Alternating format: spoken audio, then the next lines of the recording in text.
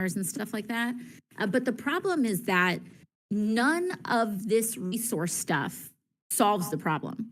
Right now, CBP is the largest law enforcement force in the United States. The thing is like they'll pour and pour and pour all these resources, all these new technologies, all everything. But the problem is not about money. The problem is that we don't have a path to citizenship in the United States. And not only that, it's a matter of processing. It's a processing issue, and they never talk about it. Or Democrats used to talk about it from the framework of like immigration is a problem. It's not even a problem at all, but it's like it's at its most, it is a problem with the legal status that these people do not have. The solution to it is to immediately open up pathways to citizenship. And then the undocumented migrants can also work alongside the documented workforce and unionize and be able to demand a larger piece of the pie. And yet it is maintained as a depressive force on the wages, specifically due to the legal status. And it's shocking to me that the Democratic Party across the board is now kind of capitulating to the right-wing framing on the issue, considering it to be a issue of national security, which is like you've given the game up at that point. You've ceded territory for no reason to the right wing on immigration, and now all of a sudden all you've done is basically legitimize their position that it is actually a matter of national security when it's not. When there are studies done on this issue, not many, but the ones that do, studies that have been conducted on the matter show that undocumented immigrants are responsible for less crime per capita than documented U.S.-born individuals. So the idea that like they are causing extra crime is silly. So. No, it totally is. And what's even crazier about it is that we are in such a desperate need for people to fill huge swaths of labor in the United States. I mean, so many of these Republican states are rolling back child labor laws right now. Like 14-year-olds are getting hurt in meat processing facilities because they're rolling back child labor laws because they're so desperate for workers. And they're so xenophobic that they don't want immigrants to contribute to these local economies. But like, I mean, even when I was on the road with Bernie in 2020, we'd go to places, Nebraska, Iowa, et cetera. And a lot of these communities that are feeding the entire country, like core, you want to talk about a national security issue. One big national security issue is that like our increased inability to feed ourselves if our labor force and our workforce starts to fall apart, not be able to get fulfilled. Plus, you do that, plus the issues with climate change, with people not even being able to work the same hours because it's getting so hot during harvest season. Like these are the actual structural issues that we need to address. As long as we do not actually expand people's ability to get in like people talk about getting in line, like there's no line, but if we made a line, if we actually created an ability for people to actually become a citizen in some sort of and apply for citizenship in a normal way, that you don't have to be in a, get a 30-year wait in order to come to this country, then we'd be able to actually have the labor infrastructure necessary to serve huge parts of the country. But it's like, it is wild. Like, and the depressive forces on wages is very real too. Like, I've spoken with a lot of our building trades and our union workers in construction, and you have like all of these real estate developers that are acting in very predatory ways, trying to find undocumented laborers in order to put up their buildings. These laborers, very dangerous for them because they're not covered by OSHA. There was like this huge spate a couple years ago where so many undocumented people were dying on these job sites, and it is a lot, and that's what's turned a lot of unions around on immigration, like the Teamsters notoriously, ironically, but they notoriously like had a very different stance on immigration, but because they realized that undocumented people like want to join a union, and if they were able to join a union, we wouldn't have this effect where it would sink everyone's wages down, but it would actually raise them up.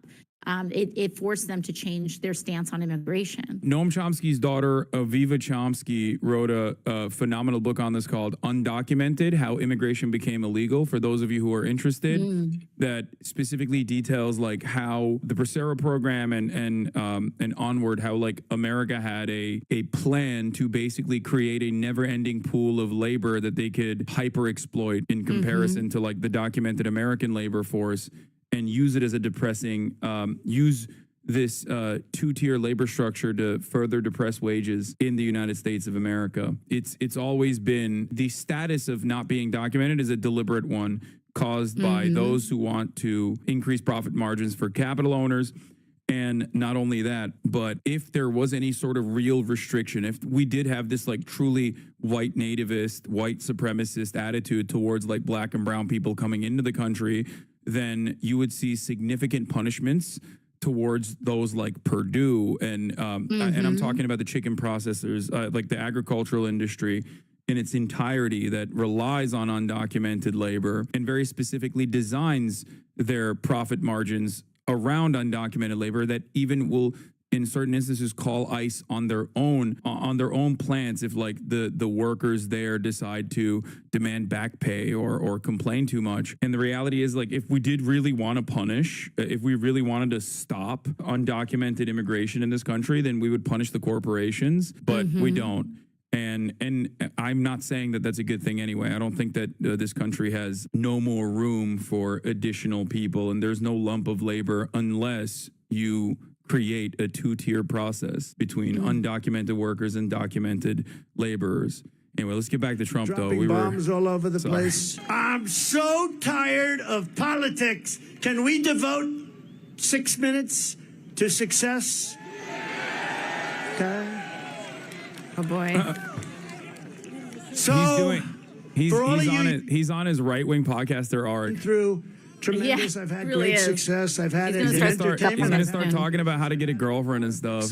He's gonna start selling his course. What office did you run for? If you didn't work really hard, there is very little chance that I would be standing here right now. Another part of success is something I learned from my father. I had a wonderful father, wonderful parents. I'm lucky. You got to be lucky. You got to get great parents. Be born. If you're going to spend your life work to bro, do it. I mean, your father was massively wealthy, and so were you. This is like, I don't think this works with people. I think like talking about success in business is going to only remind them that like he was born with a silver spoon. He totally was born. I mean, he was married for a multi-generational wealth.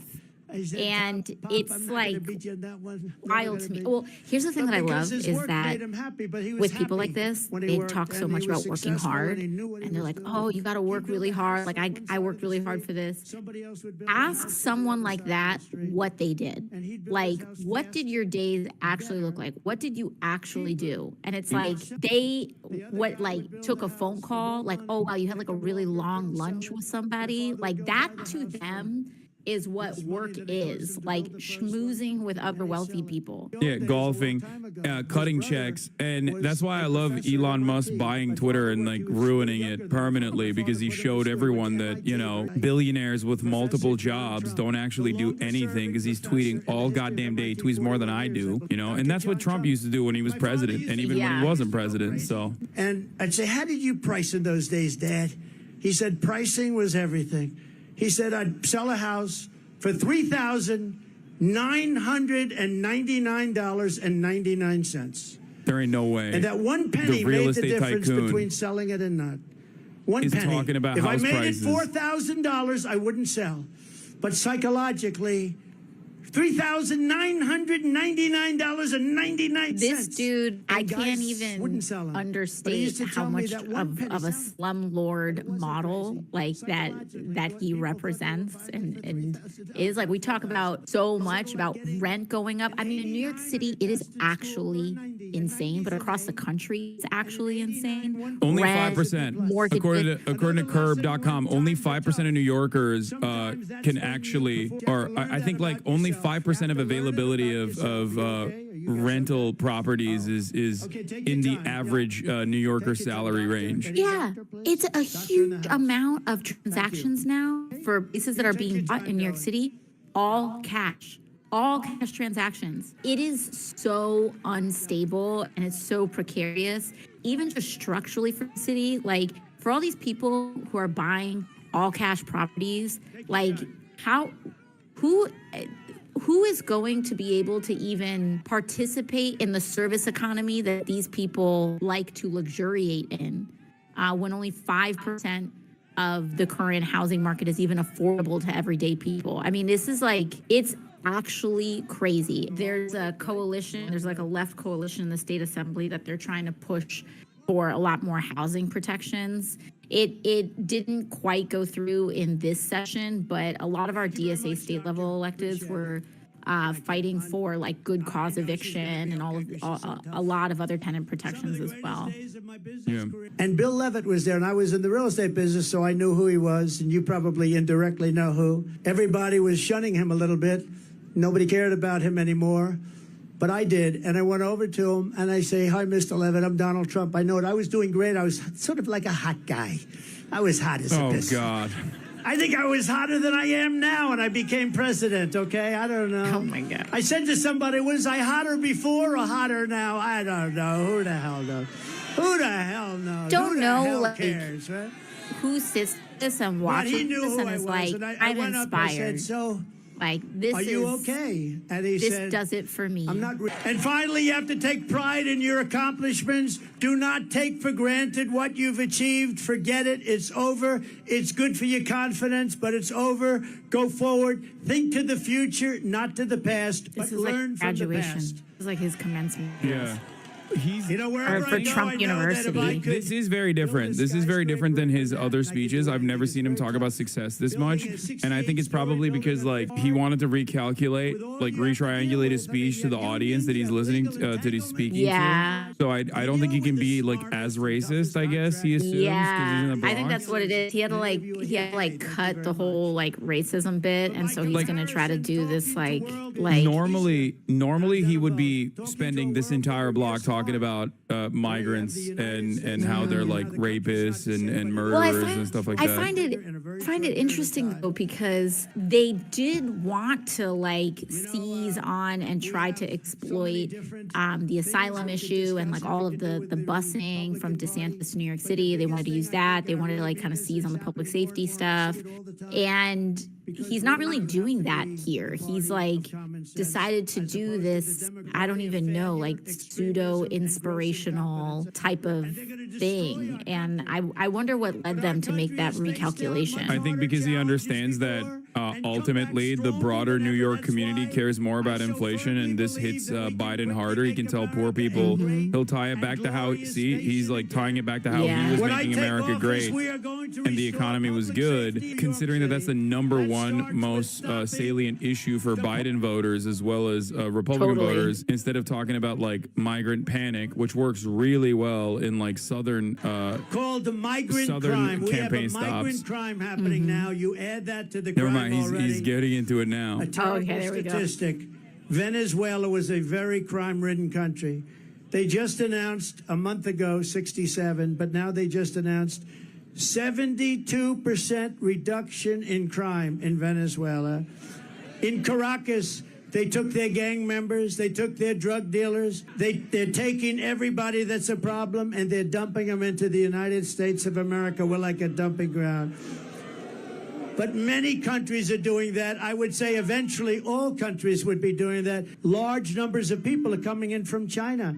And if you look at these people, did you see them? They are physically fit. They're 19 to 25. Almost everyone is a male. And they look like fighting age. I think they're building an army. They had 29,000 people over the last. I think they're building. They want to get us from within.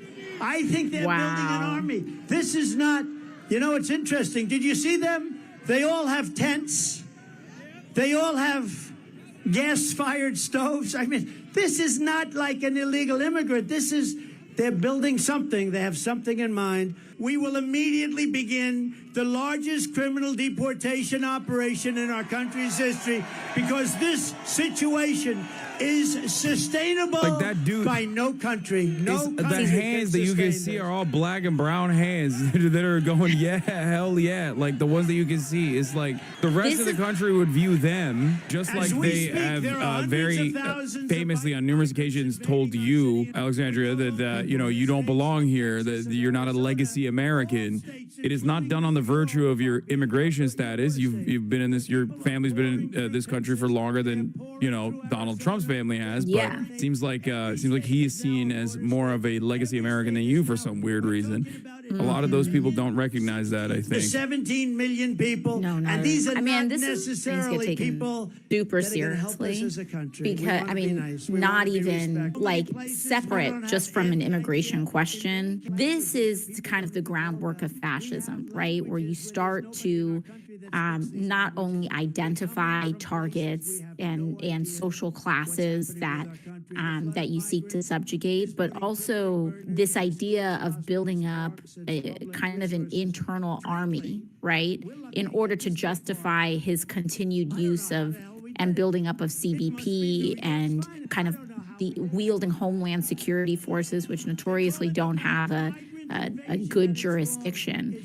And we've seen this. We saw this around Black Lives Matter protests, even before that with the Dakota XL pipeline and everything that's going on. It is the use of Homeland Security, which the resources get pumped into because of this anti-immigrant rhetoric, and then they turn around with these new resources due to that political toxicity, and they wield it on journalists, they wield it on surveillance of activists, they wield it on all sorts of cities and different places where people are organizing around grassroots mass popular movements. I mean, this is like just the playbook here. This is the playbook here. BORTAC, the Special Weapons and Tactics unit for ICE, for CBP, that gets training literally like overseas, was very much functional during the Portland wing of the Black Lives Matter protests. They were, black bagging and tagging people in unmarked vans. They had drones over these protests. I mean, this is the part that's like actually quite scary, quite scary. Illegal immigration, but this has to do with illegal immigration, and I think it's very accurate, actually. Oh, is he and doing the it's very snake sad. story? But I'll go and we'll do it. See, this is a and some of classic. you have heard it, and Okay, many I don't of you know this haven't. one. But we're going to do it right now for the great people of the Bronx. You knew elsewhere. what I was when you love the brought me Bronx. in. It's a We poem. love It's a the fascist Bronx. poem that he loves reading. This is that Are you ready? scorpion thing? Yeah. Oh, yeah. On her work, and you know what? You know what this is all about, right? Did you know? You've heard this before? Have you heard it? See, this is We type got the 5. He's like, you greatest guys people want here. this. On her way to work one morning, down the path along the lake, a tender-hearted woman saw a poor half-frozen snake. His dang pretty it. colored skin had been all Off a piece frosted of with the paper. dew. Poor thing, he said. I'll take you in, and I'll take care of Fascist you. poetry, man. Take me in, oh tender woman. thought Take I'd see me in, it. for heaven's sake. Take me in, oh tender woman, sighed the vicious snake. She wrapped him up all cozy in a comforter of silk and laid him by the fireside with some honey and some milk.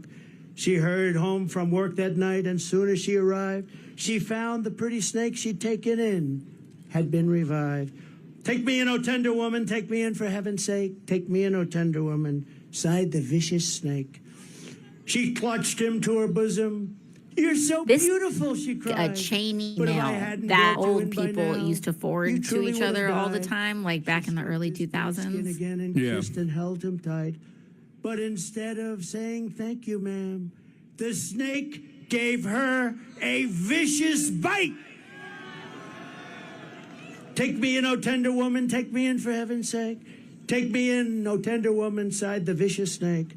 I saved you, cried the woman, and you've bitten me, but why? You know your bite is poisonous, and now I'm going to die. Shut up, silly woman, said the reptile with a grin. You knew damn well I was a snake. before you took me in. Right? So when we allow people from prisons, when we allow people from insane asylums and mental institutions, which are being emptied out all over the world, you know, their prison populations are going way down. You know why? Because they're being dumped into the United States. When we are allowing terrorists at numbers that we've never seen before, remember the snake. Remember the snake.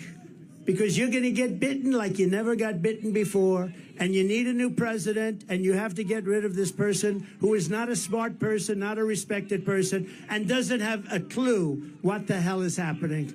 In recent years, we have also seen our city destroyed by bad, radical left, pro-crime policy that virtually everyone, Republican, Democrat, Independent, everyone, you all know it's a disaster. You know the names of these lunatic. This was the OG failure, in my opinion. Like even in the midterms, when Democrats also capitulated to the crime panic, which was completely fabricated by local media and also the very same police departments. Then turned around and were like, actually, we didn't get defunded, and also actually crime is down. My favorite is Walgreens.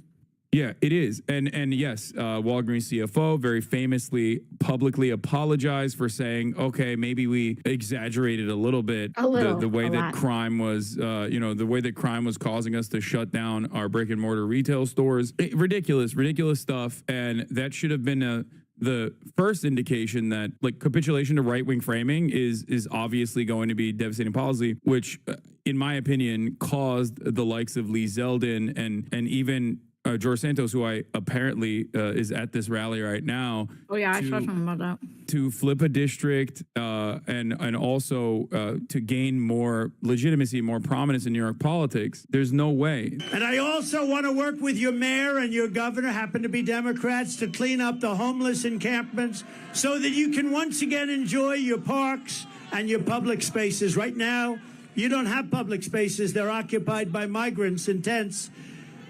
Pleasures as simple as a walk in the park or watching your children again play in a little league game. It's just like roaring back. It almost. I mean, he attributes all the homelessness to the migrant crisis, when in fact it's obviously born out of material conditions and the fact that the housing costs. There's a direct relation between rising rents and the size of the homeless population. Years ago, it's bad for the people who need help.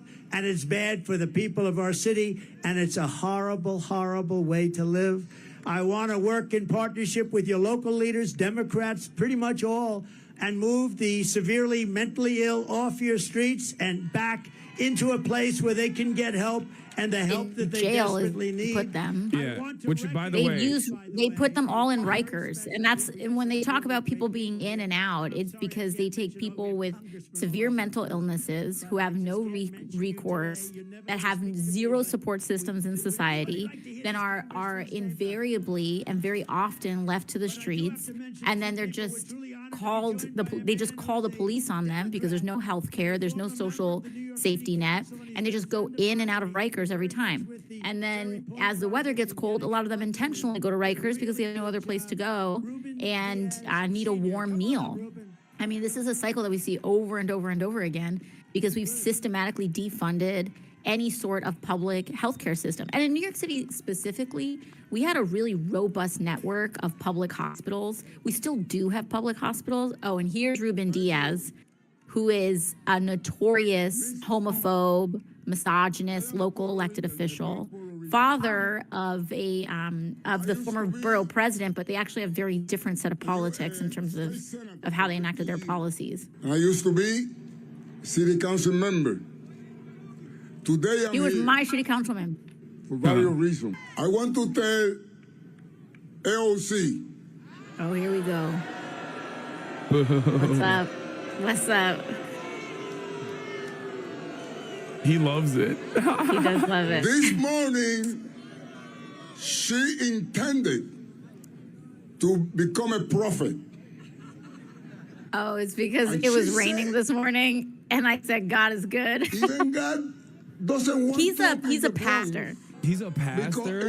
He's a pastor, and he has all these he has this network of churches. Madame, prophet that he has, AOC. that he has, here, I'll let him say what Let's- he You said. have Yeah, let become him cook. a false prophet.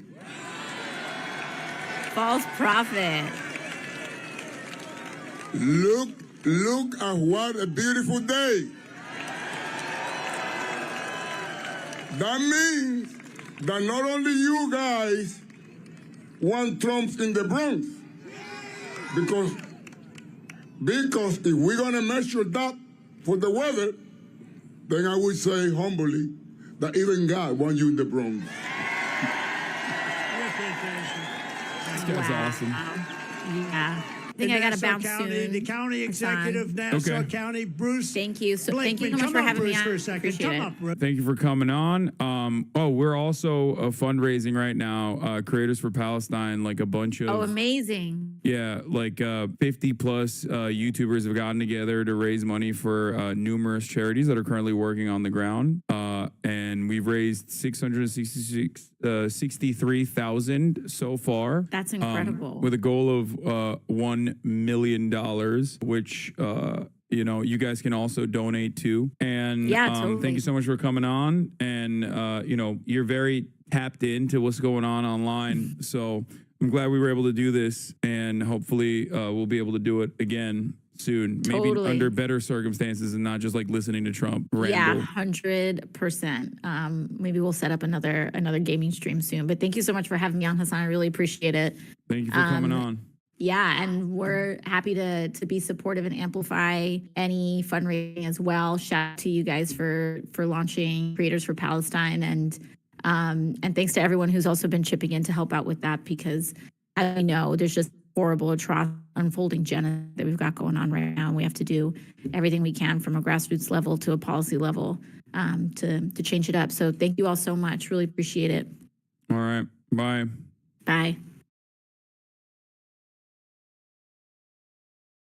The only person I know who's pro Diddy is the president, Like, the manosphere guys, even before we all found out, like, the extent of the cruelty, the extent of, like, the insanity, a lot of people immediately were, like, launching.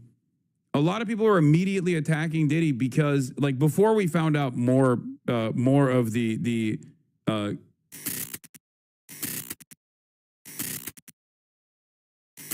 let's get started.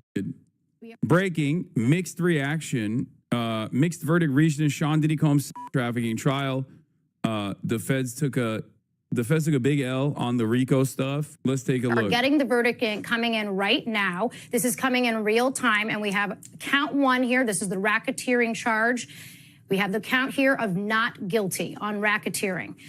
This is coming in real time. We have count two also coming in here, not guilty. That is the trafficking of Cassie Ventura.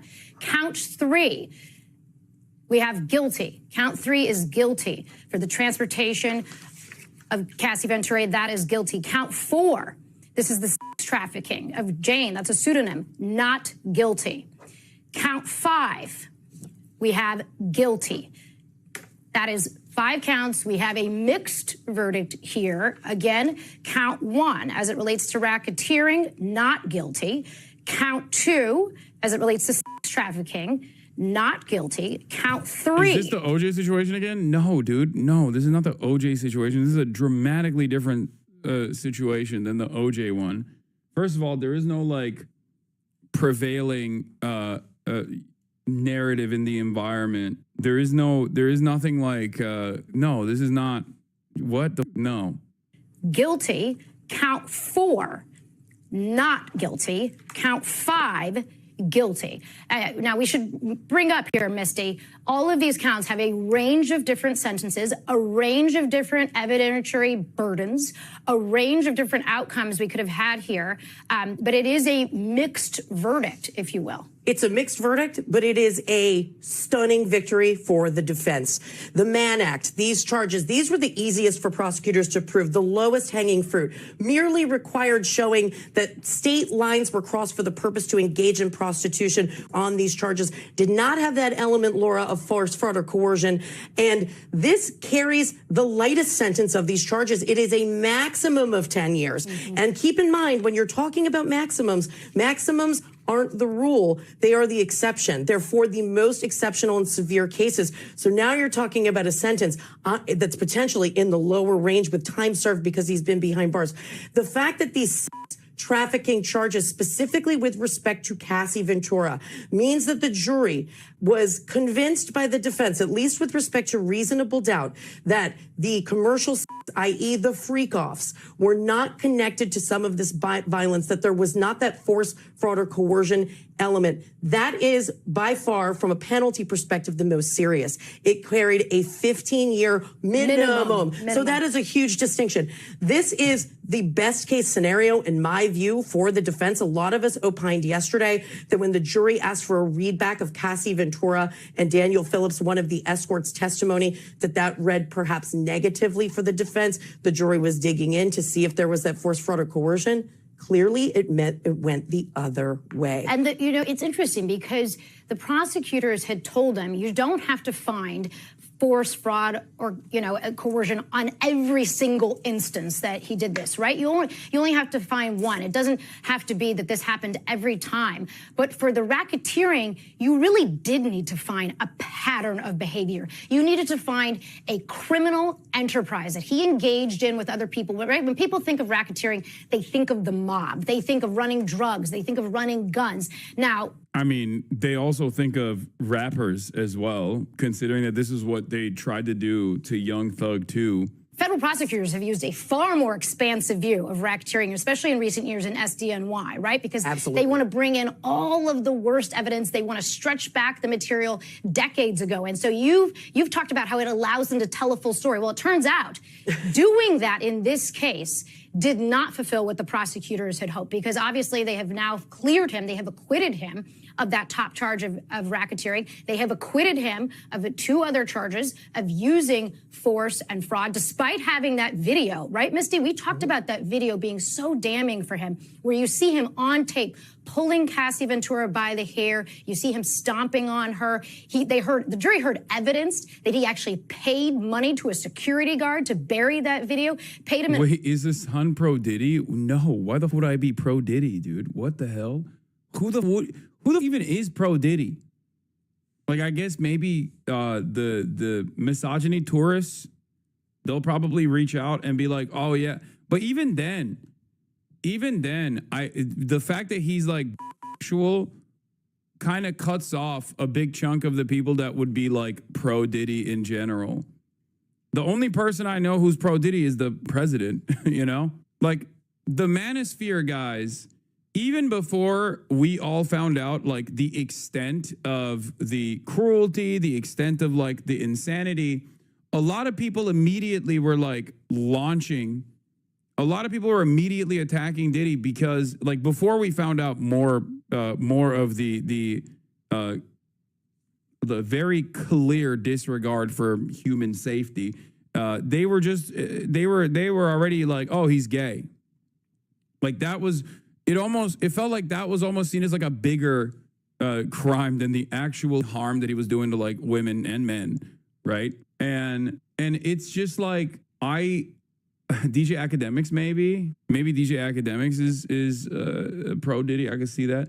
How do you explain he got almost scot-free? I think I guess I don't know. Maybe they overextended with the RICO stuff. I mean, he clearly has a lot of money and had a fantastic defense team. I'm surprised. I'm just as surprised as you are. But then again, I wasn't paying super close attention, so maybe I might have missed something. You know what I mean? And yet it wasn't enough. It was not enough. So when it comes to this trafficking, yesterday, those questions that the jury asked for the readback with respect to the testimony aligned perfectly to what prosecutors in their closing argument said were 3 very obvious instances of sex trafficking, because they did not have to find that it was the hundreds of times that Cassie Ventura had testified that she engaged in these freak-offs. So prosecutors pointed to these 3, that testimony. He's on video dragging a woman back to the hotel room. Yeah, except the problem with stuff like that is number one, the criminal justice system very clearly doesn't successfully prosecute people often, people that harm women often, even if it's on camera. Number two, okay, I think that there is a difference in the charges potentially, as opposed to like simple domestic abuse or domestic violence. Like that's a much easier thing. That's a much easier thing to get across, especially because it happened on camera. But this is not about that. This is a larger. This is a case that is much broader than simply what he was caught doing on camera. Yeah, they couldn't prove a connection between the on-tape violence and the sex trafficking. Aligned exactly to that, what the jury wanted to. Here's where the defense clearly broke that chain, because what needed to happen was that the jury believes that the commercial sex act, so those freak-offs, that Cassie Ventura engaged in them because of that violence, because of the force that Combs was exerting, because of extortion about releasing these. Yeah, the prosecution was not, I guess, able to convincingly explain that the extortion and the violence played a formative role. And they literally hit again, this is why I said misogyny plays a role in this. They hit no, she was actually enjoying it and she was actually asking for it defense. It's I guess, a very hard argument to make to begin with.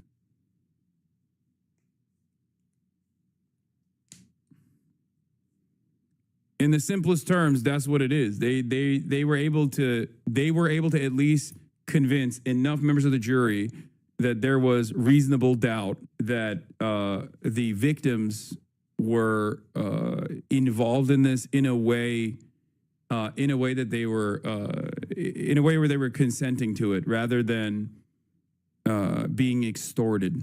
Videos. But what the defense argued was there were lots of other reasons. There was jealousy in the relationship. Yes, there was violence, but it related to these personal romantic relationships that he had with both Cassie and James. As opposed to being part of this masterminding of an enterprise. And you know what's interesting, Laura? So now we know, we opined about why the jury was not on the same page when it came to RICO. We said, was it because they couldn't agree on a predicate crime, or was it because they just couldn't get there with respect to the idea of this criminal enterprise, which has been very amorphous? Are we going to see Tory Lanez as defenders? Yes, but the manosphere, I think, is like of two different minds here, because on the one hand, the manosphere loves when like men who get accused of sexual deviancy, sexual assault, sexual harassment get off. They love that shit, and they will join in on the pylon regardless. But also, a lot of those dudes are homophobic. So Diddy being bisexual puts a little bit of a stopgap on it. Like because they've been using, that's the reason why people have been using like, no Diddy or Diddy freak-offs as a way to say like no homo, as a way to point to like queer behavior in general. So while they hate women enough to like kind of use this as a celebration, I think it would give a lot of people pause to fully come on board, especially because like Diddy's reputation has been permanently tarnished as a direct consequence of being out and about openly bisexual. During the course of this case from prosecutors hasn't really defined what it is or its purpose. And the answer is, it's that. It's either they didn't believe there was a conspiracy or the enterprise existed. And I say that because the Mann Act, these two charges. Like if he was just straight and also a mass rapist or whatever, they would totally defend him, I think. That's it. Are predicates for RICO. Yeah. So if they believed that there had been a criminal enterprise, that would have been enough. This would have satisfied the predicate crimes. So that means they didn't satisfy. The text did a lot of heavy lifting. The defense used them to make it seem like she was into it, because you can't necessarily read emotions through text. New York Times did an article on them and shows the text here. A jury began deliberation on Monday over the fate of Sean Diddy Combs, who was facing charges of sex trafficking and racketeering conspiracy. The jury will have access to hundreds, if not thousands of pages of evidence presented during the trial, including a year's worth of text messages that chronicle Combs' relationship with the two women at the center of the case. The trove of text the jurors have seen provided intimate glimpses into the dynamics of the two tumultuous relationships. The first with Cassandra Ventura, the singer known as Cassie. The second with a woman who testified under the pseudonym Jane. Swipe to read the selection. of messages the prosecution and defense have used in court to make their case. The words sent between Sean Diddy Combs and his girlfriends have been cited as crucial evidence by both sides of the case that hinges on whether sex marathons he directed were coercive. When do you want to freak off? Lol. Lol, I'm just going up to change and put my ring in. I just picked it up. I'm always ready to freak off. Lol, lol. You tell me the day you choose. It can be whenever, question mark, says Cassie. Diddy says, name the night. The defense referred to this August 5th, 2009 exchange to try and convince jurors that Cassandra Ventura, the singer known as Cassie, was a willing participant in the freak-offs. In 2016, Sean Combs says, call me, the cops are here. You gonna abandon me all alone? Call me, please. Cassie says, I have a premiere Monday for the biggest thing I've ever done in my life. I have a black eye and a fat lip. It was time for me to go. You are sick for thinking it's okay to do what you've done. Please stay far away from me. 2016. Call me, help. I'm about to be arrested, says Diddy. The prosecution pointed to this March 5th, 2016 exchange, which occurred after Ventura was assaulted by Combs in the hallway of a Los Angeles hotel after a freak-off as a part of his effort to manipulate her. The police never arrived at the hotel. Like, he did some demon shit, dude. He really did. He really did do some demon shit. It is kind of wild. It's not just like gross, ew, icky, oh, gay, whatever the people think. Like, he was straightforwardly beating women and making them participate in these like sex parties. Like, at some point they might have actually enjoyed the sex party initially. That doesn't change the dynamic. There's no like, oh, you consented once, so it's over. You know what I mean? Like, it doesn't work that way. you don't get forever consent, which, good luck explaining that to a jury that is, of course, majority men. I wish we could jog this back to when we first started dating and just getting to know each other. Ever since I opened Pandora's box, I've never been able to close it. One night of fun turned into the entirety of our relationship. And now it's all I'm expected to do and get called for. It's hurting me because I'm so much more than being loved in the dark in hotel rooms, doing things that make me feel disgusted with myself. I'm confusing your lust for me as real love. My heart is really in this and it's breaking. I don't want to play this role in your life anymore. It's dark, sleazy, and makes me feel disgusted with myself. This is September 17th from Jane, the other the other person that came out. My heart is really in this and it's breaking. I don't want to play this role in your life anymore. It's dark, sleazy. It makes me feel disgusted with myself. I feel it's the only reason you have me around and why you pay me for the house. I don't want to feel obligated to perform these nights with you in fear of losing the roof over my head. I mean, this is literally coercion, right? I don't want to keep feeling like that anymore. I'm crying as I type this. We just need to talk like adults and figure out where we'll go from here. He says, girl, stop. Prosecutors used this September 17, 2023 exchange with a second woman who testified under the pseudonym Jane to show her increasing disinterest in hotel nights. September 24, 2023. I can't even look. It will drive me crazy. Laughed at above message, Jane laughs at. You might blow up, daddy, like a locomotive, muy caliente. In its closing argument, the defense pointed to this exchange as evidence that even shortly after an episode the government identified as a time when Jane was sex trafficked, she appeared to describe video footage of a hotel night as exciting. So they made short work. They made light work of the evidence of the process, basically hitting the classic, oh, no, you don't understand. She was asking for it defense. Straight up. She was the third and was subpoenaed, not voluntary as far as I know. What the defense used to discredit her is that Diddy still pays her rent and paid for her attorneys. Law tip, it's a complicated case to prove from just a logistical perspective. You need really skilled prosecutors who know what they're doing. Tons of evidence means a jury could get bored or confused easily. Typically, federal prosecutors are on top of it. Looks like they dropped the ball here and the defense capitalized. It is a shocking, it is a shocking display, especially considering that federal cases like this are they have a 98% success rating or something? Like, federal prosecution's pretty on it. Like, it is the one group that is incredibly successful in terms of identifying exactly what they can get out of people, exactly what kind of charges they can bring up so they don't over prosecute and then end up losing. They also are pretty good. Usually they're notoriously very good. So I don't know how they did that. Not if you're rich. No, even if you're rich, what do you mean? The feds, I'm about to be a criminal defense attorney, and the common notion throughout the criminal defense community is when the feds got you, they really got you. Exactly.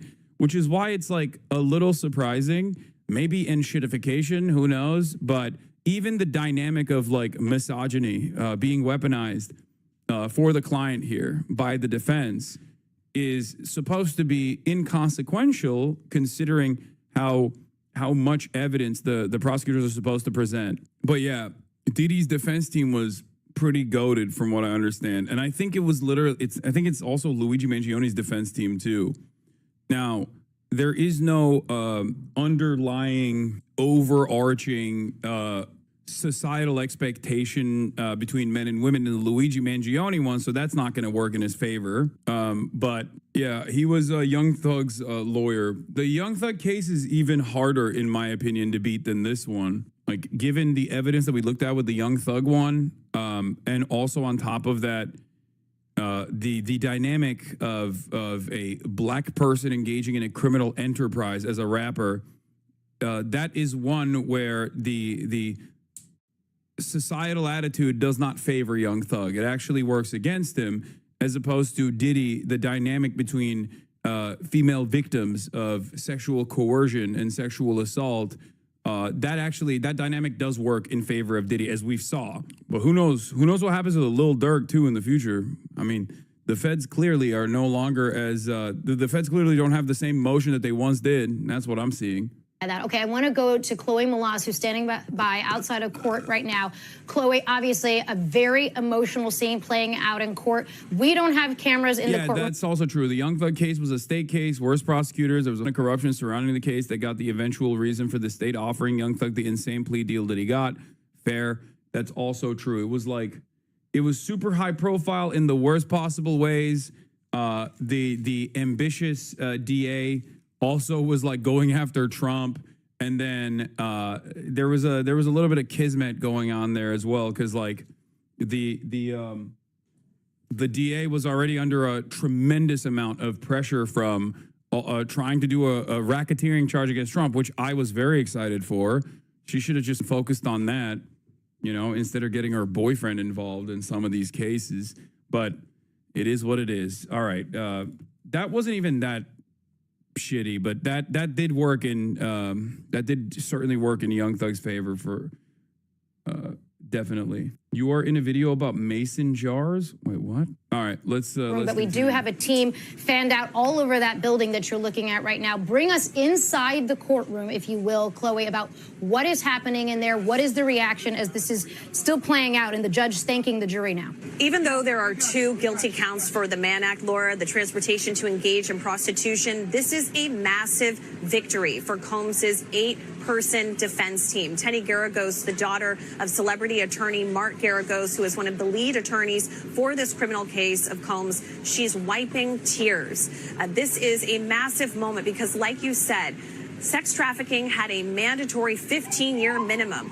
I mean, the prosecutors, they painted Combs as somebody that was beating women, which they owned up to, but running a criminal enterprise, and that he sex trafficked 2 of his former girlfriends, Cassie Ventura and also Jane, who testified under a pseudonym. This is undoubtedly a massive blow to the prosecution, who brought 34 witnesses. They talked a lot about these co-conspirators that they say carried out this illegal activity on Combs's behalf. I mean, you have 6 of his children in there. His mother, Janice, who has been inside the court. Diddy is praying. He is doing a prayer show of his prayer hands to the jury right now. I mean, I sat there in that courtroom almost every single day, and I watched the faces of those jurors, and you could tell that there were several of them that were not buying what the prosecution was putting forth in their arguments. I saw some roll their eyes. I saw some even fall asleep, some clearly not buying what the prosecution was saying in their closing arguments. On the other hand, during Mark Agnifalo's theatrical closing arguments, there was even laughter from some of the jurors. It was a very clear, Misty Maris and I have talked about this at length, that there was dissent when it came to the racketeering. And I think that it is incredibly powerful that this jury some were unpersuadable, that overnight they were able, within just an hour, to come to a unanimous verdict on the racketeering conspiracy. I mean, again, Combs, who does not have a lengthy criminal record, this is somebody that Mann Act, it's a 10-year mandatory maximum. It's unlikely that he would get that full 10 years. So this is a man that could see a few years behind bars. Again, this is a very emotional day. We are expecting the attorneys to give. Yeah, I saw CNN reporting people outside the courthouse pouring baby oil on each other. We are a deeply unserious society, man. It's like, brother, even if like there wasn't enough evidence, let's say, to convict someone beyond reasonable doubt that like they did racketeering or they were basically the head honcho of a criminal enterprise that was like sex trafficking women and setting up these like sex parties and extorting women to participate in them. Okay, he's still on video like beating the shit out of his girlfriend. Like he's still like a sex predator. You know what I mean? Like what are you doing? Like, oh, baby oil. Like, oh, sick. I don't understand that. Like, I don't understand. Like, even in the lightest version of events, like, there's still a tremendous amount of awfulness. And then there was a judge coercing a witness to testify in his chambers without the defense being present. Insane constitutional violation of a crime. You forgot the most insane part of the YSL case. Oh, yeah, that's right. I think people just have a fundamentally poor understanding of consent. Once the jurors saw the text of the women agreeing it's over, they don't understand coercion and manipulation. The victims are predominantly black women. This is a major factor. I think that definitely also plays a role in it as well. You got 8 men involved in it. But yeah, I've talked about this since the Me Too era, that like we just don't have well-defined boundaries in terms of like interpersonal relationships between men and women. And as a consequence of that, and as also a direct consequence of like really bad education surrounding consent and surrounding how to deal, how men should treat women in general, because of patriarchal constructs, there is still a shit ton of dudes that don't maybe even look back at their previous interactions and look at this kind of backlash that has taken place, and instead of recognizing that like they should change the way they carry themselves, they have basically created a backlash against this wave of women demanding justice. So that's why you see so much like celebration of this kind of thing. That's why you see all the misogyny tourists as well, where people are just like, well, I could be in that situation. I have been in a situation similar, maybe not like directly similar to Diddy, right? Obviously not. That's a unique case. But I think a lot of dudes just basically see this situation and go like, well, they're going to come after me too. They're going to come after me as well. I don't know. That's what it feels like. Can you define misogyny tourist for us? Yeah, it's something that I noticed in the Tory Lanez case, which was, especially when you look at the details without any sort of bias whatsoever, when you just like look at the details of what took place and what the criminal justice system decided to take on as an issue, given Megan Thee Stallion's like initial lack of interest in like prosecuting Tory Lanez, despite the fact that he literally shot her. Like shot in her direction, shot at her, right? People, regardless of people's interest in Tory Lanez directly, because like there were a lot of people who didn't give a fuck about Tory Lanez, but they did care about like a woman that was victimized in the negative direction, right? Like people jumped on board in this case and defended Tory Lanez unconditionally because they were like, oh yeah, no, this guy's innocent. He like shot a woman. Who gives a like? This is yet again another instance where like a man is in the crosshairs. A man is under attack. Yeah, the individual were not attacked, but their perceived social caste was attacked.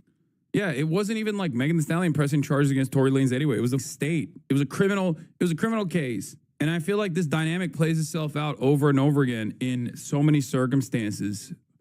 where, like, this isn't to say that there is no instance where, like, a man has been falsely maligned. I'm sure it happens. But the overwhelming majority of times is, like, men not being prosecuted for things that they've done that is prosecutable, or men getting away with doing heinous shit to women. That is, like, it's entirely slanted in one direction.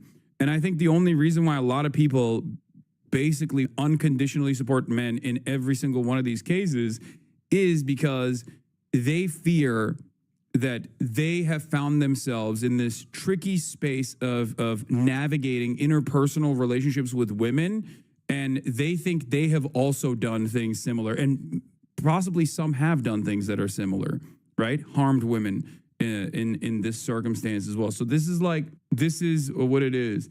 Chances are, if you're worried that they'll go after you, then that's probably pretty likely you did some sleazy shit. Like, there is a I think, an exaggeration on their end as well. Like, because they're not random dudes that are defending Diddy are not defending Diddy because they also have done racketeering and potentially extorted women to do sex trafficking over state boundaries. Okay, that is a hyper specific 1%er style crime. Okay, it is the energy involved and the battle lines that have been drawn that people see themselves on one side of this versus the other. No, it's not even aspirational. These people are not thinking about it like that. They're thinking about it as this, okay? I've been in a situation where I wanted to have sex with a girl and she said no to me, but maybe I was a little pushy and maybe I was a little rude, maybe I was a little creepy. What if I would go to jail for that similar thing? That's what they're thinking, okay? They're not clipped. Guys, stop. You know what I'm explaining here, okay? That is just like the mentality that drives so many of these people. It's nastiest to say clip it off of this. Do you understand? I think that is where a lot of people come from. That's their starting point.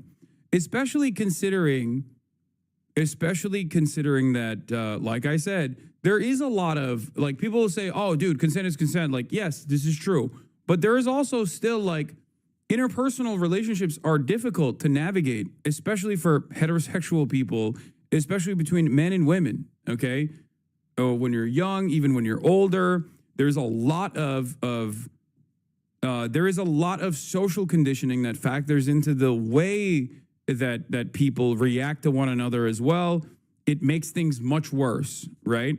It's already difficult to begin with, but then on top of that, you slam on the societal expectations, the societal dynamic of, like, how men are supposed to present themselves, and how what societal expectations are, and what women should and shouldn't do, and how women should conceive of bad experiences that they might have gone through. Like, how should they reflect on that? All of this stuff factors into the dynamic of silence that revolves around these kinds of issues. Like, on the one hand, the societal expectation is that women are supposed to be quiet in these situations, right? Like, they're supposed to be the ones, societal expectation is that women are supposed to be the ones that are not making the first step, right? They're the ones who are supposed to be receiving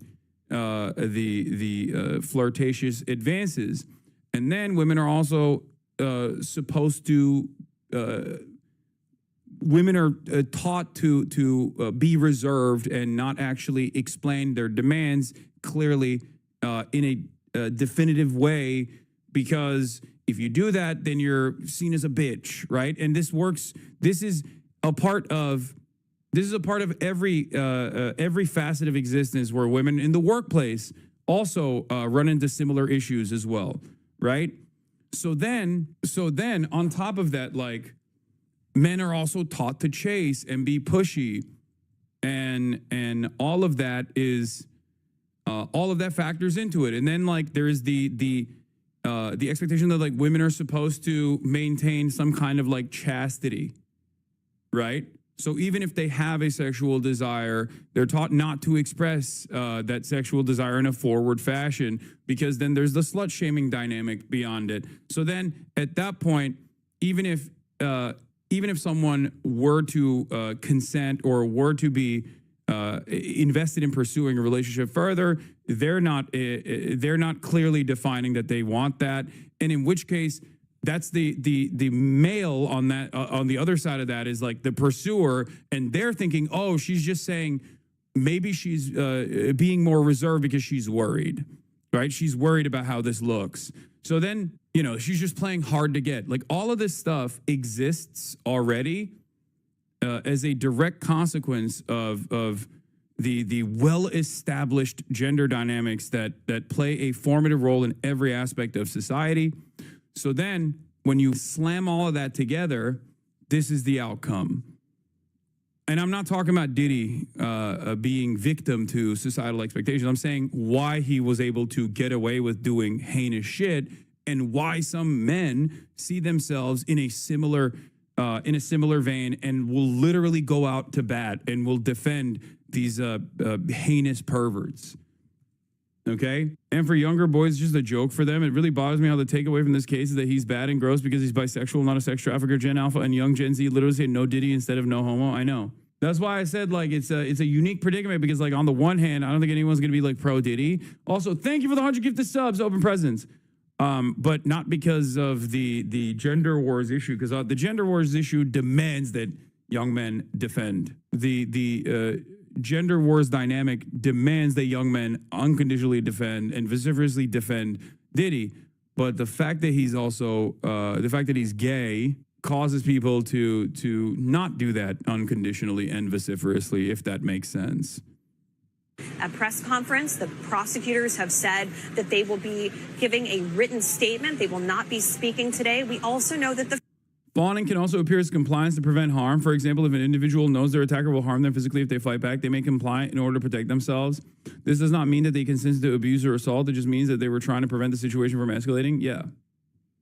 family plans to address, his children, they plan to address the public. And we do think that there could be a statement from Combs himself later today, but in a very emotional scene in the courtroom. And I just want to remind everyone that over the last 7 weeks, although there were 34 witnesses that took the stand, Combs' team not calling a single witness and resting their case in just 30 minutes. I want to describe the scene behind me now. You have what I like to call citizen journalists. These are live bloggers, Instagrammers, TikTokers, filming every single day, live streaming what's happening here. There is a massive crowd gathering. There's about 100 people here right now. Some people are wearing free puffy shirts. You've seen that over the last several weeks. And again, Laura, a stunning victory, if you can call it that. But it is, considering that he was facing up to life in prison, for Combs and his legal team this morning. Yeah, no question. The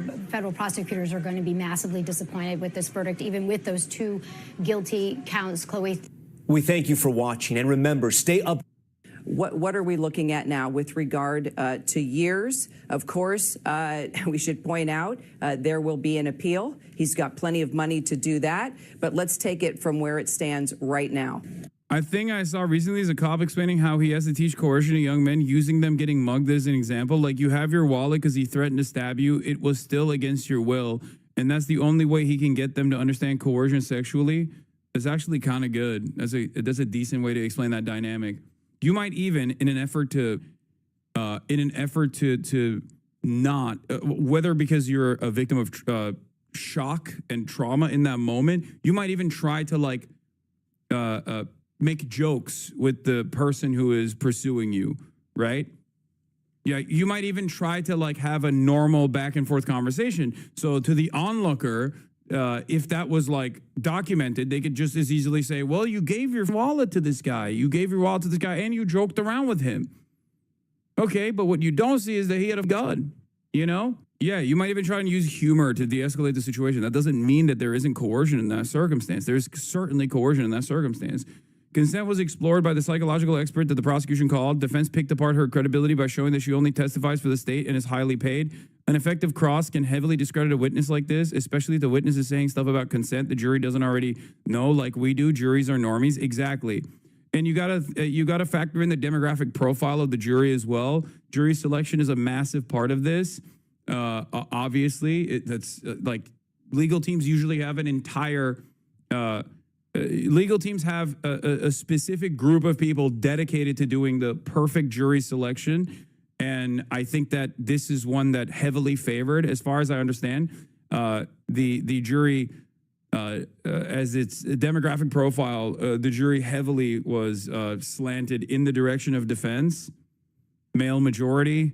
I think in this circumstance, like even women have the capacity to exhibit misogynistic tendencies, misogynistic opinions, as we've talked about before, because that's how patriarchy works. There are plenty of women, as we saw with like the Cuomo stuff. There are plenty of women who like automatically assume that like guys do this kind of thing. It's normal, right? Not like the oil and the extortion and the sex trafficking, but like, you know, this is a rich, famous guy. This is a rich, famous guy who's paying unimaginable amounts of money to all of these women. They should be grateful. Like, you know what I mean? Like that could be the attitude of an even older lady, for example. And then that certainly is the attitude of a lot of the men in the jury. It's way, way, way more likely that the men in the jury are going to feel that way. Okay? They also brought up how much it came to say, oh, but he was giving them so much money. Exactly. Kira, I'm still trying to wrap my mind around this. I'm not even sure if I would say there would be an appeal, because for Sean Combs and his defense team, this is a massive win. 3 of the counts that had a life sentence possibility are gone. When it comes to transportation to engage in prostitution, from what I heard, and it's likely his defense team employed a rarely used tactic called "This is real," the Chewbacca defense, which is literally named after a South Park joke. This tactic is basically used to repeatedly ask questions that would be permissible under the rules of evidence, but are only being asked to confuse the jury and make them overthink things. That all being said, there are ways to get through the hostile jurors. It just takes skill and preparation and the prosecutor's stuff. I'm just shocked because it's like the feds. That's it. Nah, for real, too many people have a "what did you think would happen" going to that party mentality. It's bogus and the collective society is fried for so many countries.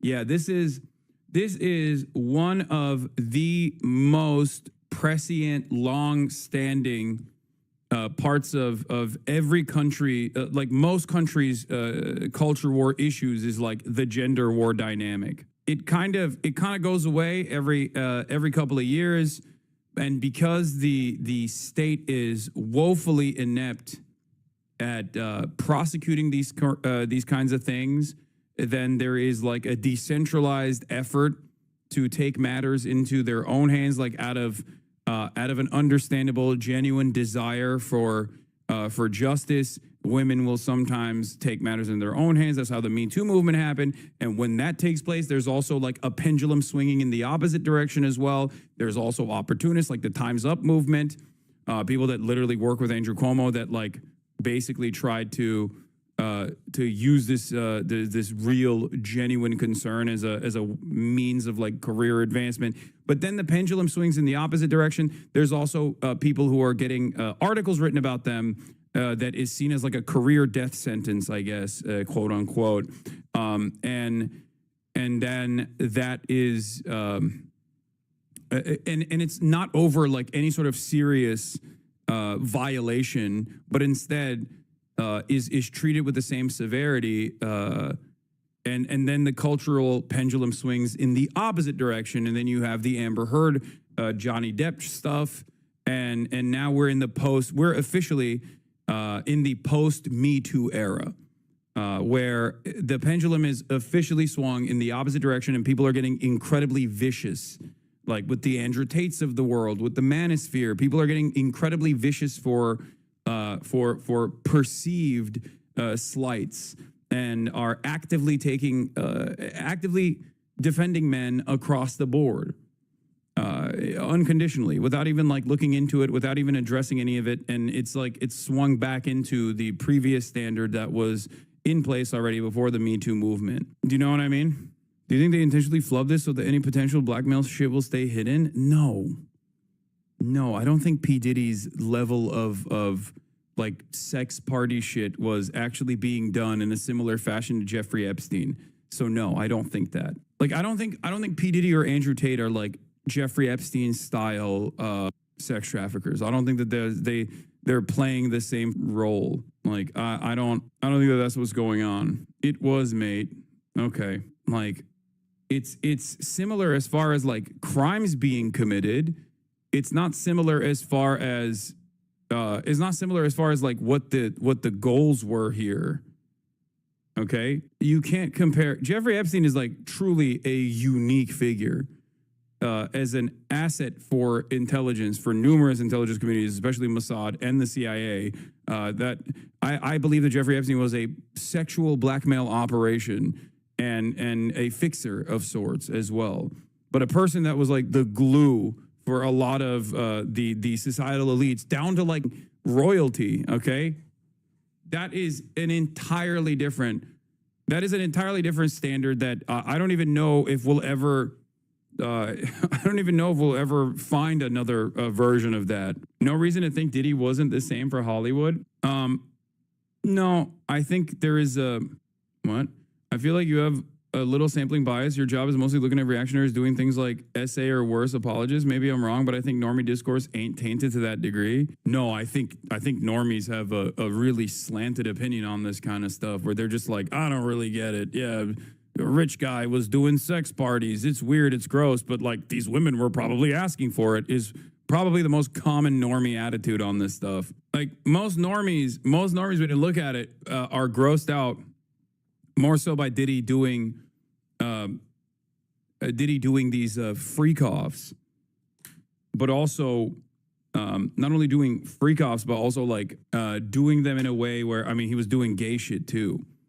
Cassie is opposing Sean Diddy Combs' release from federal custody. Miss Ventura believes that Mr. Combs is likely to pose a danger to the victims who testified in the case, including herself, as well as to the community.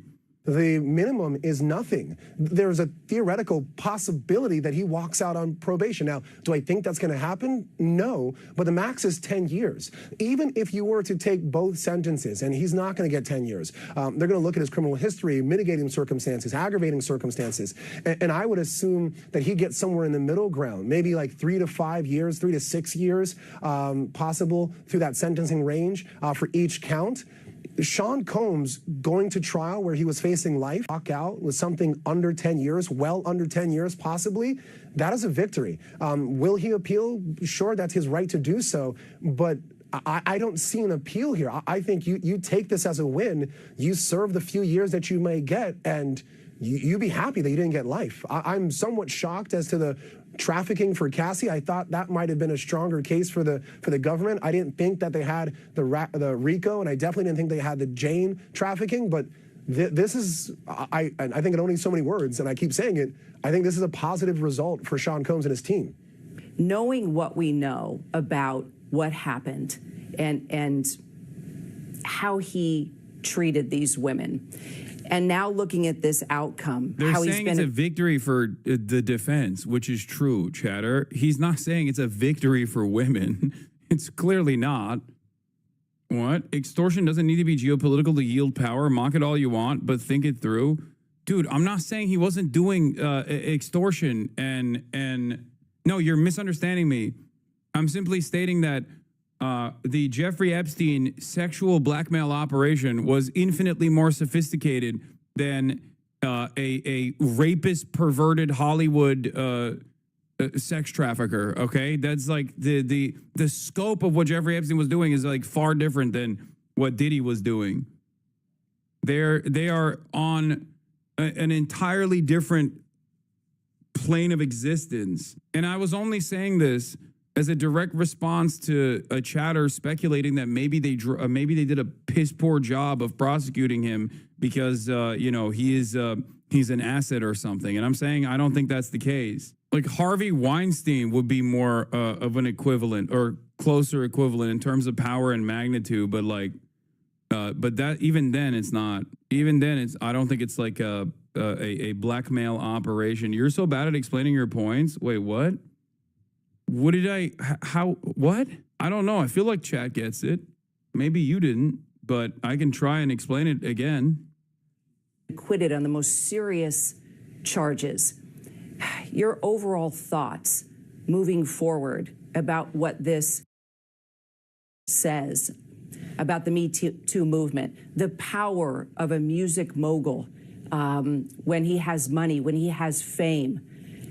Your thoughts? So, my thoughts, I think, I try to go beyond just being an attorney, and I'll try to sidestep that and just talk as a man, as an adult. I think there can be no mixing of words as to what Sean Combs is when it comes to the treatment of women. Full stop, period. There's no question as to what we saw in terms of the strength of the women who took the stand and testified about the abuse that happened to them. There's no question about the photos we saw of the bruising of her body, the bruising of her face, and the violence in that Intercontinental Hotel. Full stop. There's no justification of that. There's no explanation of that. And I think in terms of the Me Too movement, there should be strength in the fact that those women were believed in terms of what they said.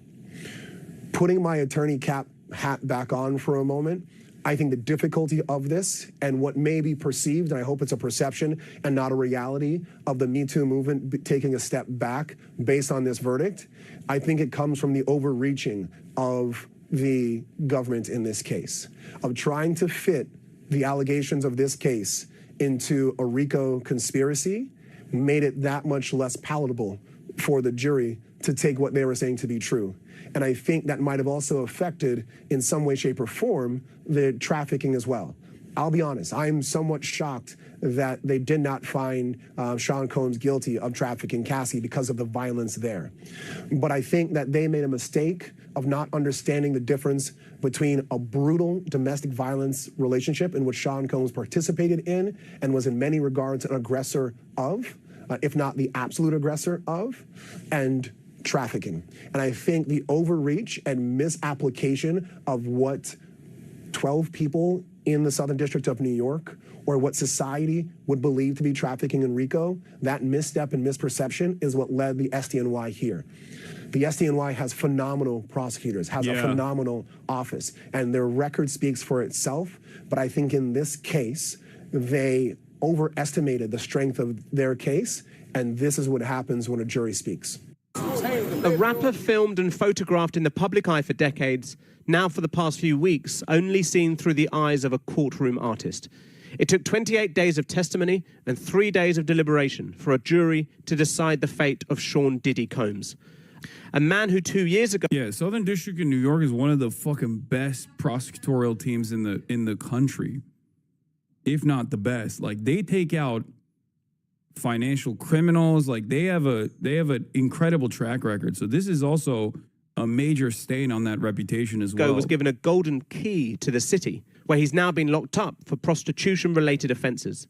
But he was cleared of the most serious charges. Like a free black man American. Amen, Jesus. That decision was seen as a victory by Combs' supporters outside the courtroom. Right, and forgive us our trespasses, as we forgive those who trespass against us. Dude, what the, bro? Yo, when I see stuff like this, I just want to defend him. Come on, Ben, let him. Okay. I just like, when I see stuff like this, I truly, I'm like, I want to just like reset. I want to just like tap out. I don't want to be a part of society anymore. Like, I want to live like a goddamn hermit. I don't know if I'm the only one who feels this way, but when I see like behaving like this and not feeling a sense of shame, and also on top of that, feeling a sense of justice and purpose in their completely distorted view of the world. Like, we have let the crackheads become the main figures of society. And every day it gets worse. Every day. I don't get it. I don't understand it. Like, it makes me feel like I don't know if I want to be a part of this this journey any longer. It almost causes me to feel this like deep sense of nihilism that wants me to just like pull in and protect my immediate friends and family members and just like move out of this space and stop participating in this shit. Obviously, I don't lean into this tendency. It's an inherently reactionary one as well. It's like what conservatism is all about.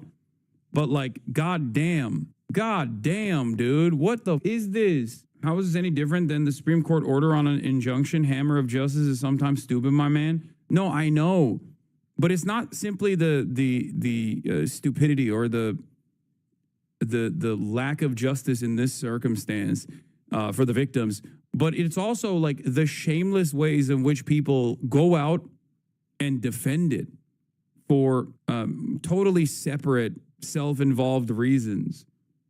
Do you not understand? Like, when you see this kind of thing, like, you should be embarrassed to want to cheer it on, dude. Like, what the hell? Like, putting on a Sean John t-shirt to be like, dude, I love P. Diddy, dude. Yo, let me go to your sex parties, king, please. Like, what is that? I mean, what actually is that? Who does that? No one is cheering on, but instead they're hitting record? What? As well as his family, their smiles evident. You can't handle the truth. But the reaction was also heated. What are you talking about? What are you talking about? Do we want to hear from the One of the key witnesses in this case was Combs' former girlfriend, the singer Cassie Ventura, who accused him of more than a decade of abuse. Like, that's crazy, man. He's on camera. He's on camera beating her. Like, this is a person who was closely associated with this individual. Like, like, how is that? I don't understand how you look at this and you go, nah, I don't think she's got. I think she has a secondary cynical purpose for this. It's like, I don't get it. This shocking video from 2016 showed him beating her as she fled a hotel. She testified that she was escaping from one of his sex parties. The prosecution's case centered on those parties, what Combs called freak-offs. And Miss Ventura said she was plied with drink and drugs, as seen in government evidence. She also said he would then force her to have sex with male escorts in events that often lasted days. She alleged he would often masturbate or film the events, later using the videos to threaten. Raids on Combs' homes in Florida and California last year found evidence of these freak-offs, with federal agents finding drugs, weapons, and copious amounts of baby oil. Miss Ventura brought a separate civil case against Combs for the abuse 2 years ago, but her story was not unique. Another ex-girlfriend read about Miss Ventura's story at the time and sent a text to Combs saying, "I feel like I'm reading my own sexual trauma." She became the other key witness in this federal case, known to the court as Jane, having asked for anonymity. And her and Ventura's testimony were key to the prosecution. But the case was not strong enough to convict Combs on all counts. Count 1, not guilty. Sex trafficking, not guilty. Transportation. So the sex trafficking, like using terms like grape, unaliving people, sex trafficking. I'm done, dude. We're state of disrepair. State of disrepair is done. The verdict from the jury has just filtered through to the street outside the courtroom, and you can feel the buzz, because this is what the jury decided. On 2 of the charges of transportation to engage in prostitution, guilty on those 2 charges for Sean Diddy Combs. But on the 3 other charges, 2 of sex trafficking and 1 of racketeering conspiracy, the one which the jury really struggled with yesterday, not guilty on those 3 charges. Yeah, unless you're like an actual family member, even in which case, like, you should probably not be celebrating. You should feel a sense of shame, a deep sense of shame. But unless you're like an immediate family member of Sean Diddy Combs, like, what the fuck are you doing celebrating this shit? Like, I don't get it. I don't understand the team sports mentality on this stuff. Like, are we as a society so broken that, like, we need a sense of community over, like, defending people who are doing sex crimes? Like how is that? Like, how? What the? How does this happen? How does this happen? How do you find yourself in a situation where you're like, I love this shit, dog. Yo, this guy. Like, people who don't care about the music, people who don't care about the art, people who don't care about, like, who have no personal emotional involvement in, like, Sean P. Diddy Combs' life, that are simply joining the team sports mentality on the basis of the harm being done to women, blow my mind. We're pleased that he's finally been held responsible for 2 federal crimes. Black community feeling like only black men are targeted. I mean, there's a truth to this, except you also have to just stick to your politics. This isn't your style. One person cannot be convicted of RICO. Y'all are so judgmental and smart, but don't know the law. You should speak. you think this is not politics? Like, I'm confused. I'm talking about the political aspect, the gender dynamic. I'm talking about misogyny. I'm talking about patriarchy and how it played a formative role in the defense being able to actively pick apart testimonies of numerous victims. Like, what do you mean? And as far as like the black community feeling like only black men are targeted, I don't even think the black community overall, there's like some, from what I've seen, there are some elements that said that like there's a classic take that sometimes happens where people will be like, oh, this black celebrity wanted to buy predominantly white asset, right? Like an NFL team, or he went after the Rock Nation, like, and Jay-Z is like the Illuminati, and that's the reason why he's being targeted, or he wanted to buy a record label, and then that's the reason why he was targeted like this. Like, this happens as well. I would go so far as to say that this was incredibly, this kind of like reaction was incredibly limited. Yeah, because he wanted to make his own liquor brand outside of the big brands or whatever. But like that kind of reaction was like fairly limited in this circumstance. I think the reason why it was fairly limited is because Diddy also is like broadly seen as a pervert for some understandable and good reasons, because he is one, but also seen as a pervert because he's, queer. He does gay shit. So that kind of cut away at some of the defenses that he would, under normal circumstances, experience. Faced in his life. He still faces substantial jail time. Of course. There's also he doesn't get that that's also true. He doesn't get that cover from the black community because we've always heard shady shit about him, and some of us think that he got Tupac and Biggie killed. That's also the other side of it too. Like, Diddy's been seen as like a demon for quite a long time as well. There's also the other side of the story where people think that like he actively grooms children, like child celebrities. Like, there's the Justin Bieber stuff as well. So there's been a lot of anti Diddy sentiment all over, and especially in the black community as well. For that reason, Usher, that's another. Yeah, Usher is the other example that people use, and it's been going on for decades.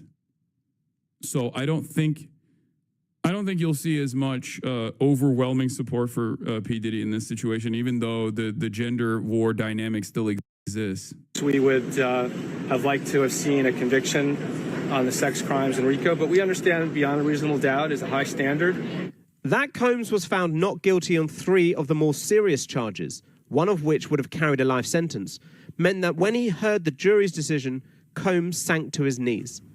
The defense had painted a picture of a loving family man, and Combs's mother and children were in the court throughout the trial.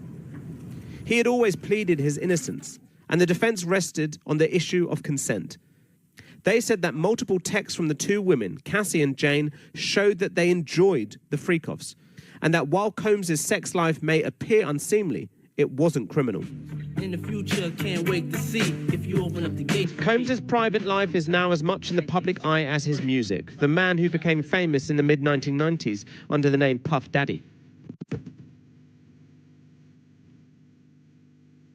A music titan who would become a businessman and role model. His star power brought even a young senator from Illinois into his orbit. Listen, you're a motivating force for young people all across the country. Your music moves people. He surrounded himself with A-listers, but when it came to this trial, the only major celebrity attending court in solidarity with Combs was a controversial rapper. That's all you need to know, man. That's all you need to know, dog. I'm sorry. That's all you gotta know if someone is on the right side of history or the wrong side, okay? Like, the only person that was coming out in defense of Diddy actively was fucking Ye, okay? What? Sorry if you mentioned it already. Just joined Channel 4 UK, 10 p.m. UK time. What does that mean? Yeah, they were apparently Combs supporters were spraying baby oil on themselves, on each other outside the courthouse. Bro, I'm telling you, it's like we are so truly fucked as a society. Like, this is so busted, brother. This is so messed up. This is insane, dude.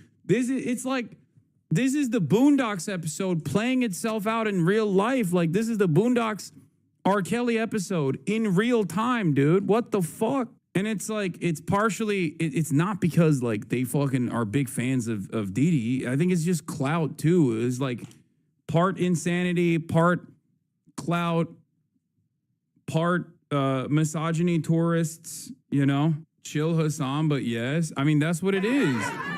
Why the fuck would you do that? Why would you publicly do this? Why would you publicly do this? Especially a case such as this one. Why would you do this? Because you're fucking mentally ill, you want clout, you're clout obsessed, and you probably don't give a shit about women in general, okay? That's the only reason why you would do this. You have no sense of shame, like no sense of self-preservation, what this looks like. I think people were always this crazy and this fucking stupid. It's just now there is an incentive for people to be this crazy and this stupid in broad daylight because they get attention out of it. Do you understand? There is a very distorted incentive structure that exists now for people to behave in this like shameless capacity. There are movements that you can get behind. There is a lot of momentum in this direction, gender wars being one of them. And that's how you arrive at this insanity.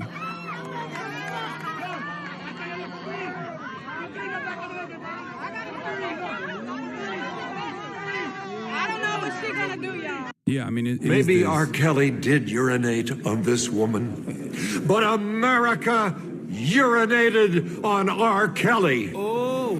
Okay. Anyway, I'm not going to do that right now because I feel like it's too jokey on a very serious situation. For Ye, formerly Kanye West. It's Sean P. Diddy Combs forever. And that star power is why he also had so many supporters outside court today. Because I am an avid supporter. I loved him since the 90s, like we all did. His music and everything he stands for. And the fact that he was still found guilty on 2 charges, does that change your opinion of him? Of course not. Will never change my view on him in any type of way. You were found guilty, 2 charges. That's not a success. That's maybe a C+, maybe. A case that attracted the world's attention with a dramatic ending. The judge will decide Combs' sentence at a later date. He's been spared life in prison, some solace for him. But he will still face justice for 2 charges, and that is some solace for his victims. Well, Sean Diddy Combs was one of the most powerful figures in hip-hop and the media industry, who still faces dozens of civil lawsuits accusing all of which he denies.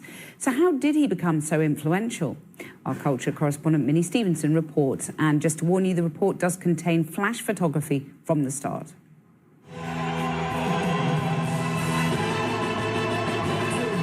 A mogul, a myth, a mirror of the times. Tonight, at the centre of a stunning fall from grace. From Harlem to stardom, Puff Daddy, P. Diddy, just Diddy, the rapper in his many incarnations. One thing's for certain, Sean Combs had cultural capital and he flaunted it to control and abuse. Seems like yesterday we used to rock the show. But just how power is used and protected in the music industry is now laid bare. I've gone from Harlem to Hollywood. Diddy's status cemented in Hollywood's Walk of Fame, embedded in every corner of the entertainment industry. Music exec, fashion entrepreneur, business icon, now convicted criminal. Yeah. We sending this one out to all the ladies. For decades, Diddy seemed untouchable, a symbol of hip-hop's rise from the margins to the mainstream. Sean Combs got his break as an intern at Uptown Records, but it didn't take long for him to shape the future of music. If you don't have a strong mind and you're not mature, then you're going to come and go in this game real quick. In 1993, he founded Bad Boy Records. His first breakout artist, the notorious B.I.G. It was all a dream. I used to read Word Up magazine. A collaboration that changed the sound of East Coast hip-hop. Diddy wasn't just a producer, he was a curator of cool. We call it urban high fashion. He knew how to brand success, glamour and aspiration, especially for young black America. Anybody could wear any race, religion, creed. From Sean John clothing to a lucrative vodka deal, Diddy expanded far beyond music, creating an empire built on image and influence. Y'all have heard about the world famous party. But fame came with controversy. In 1999, while dating Jennifer Lopez, Combs was charged and ultimately acquitted in a nightclub shooting in New York. That trial marked the beginning of a shadow that would follow him for decades. Fast forward to 2023, when Cassie Ventura, Combs' former girlfriend, filed a lawsuit alleging a decade of abuse, including sexual assault and human trafficking. It's so difficult to reflect on the darkest times in your life. Sometimes you gotta do that. I was up. I mean, I hit rock bottom, but I make no excuses. My behavior on that video is inexcusable. Though the case was settled within 24 hours, it opened the floodgates.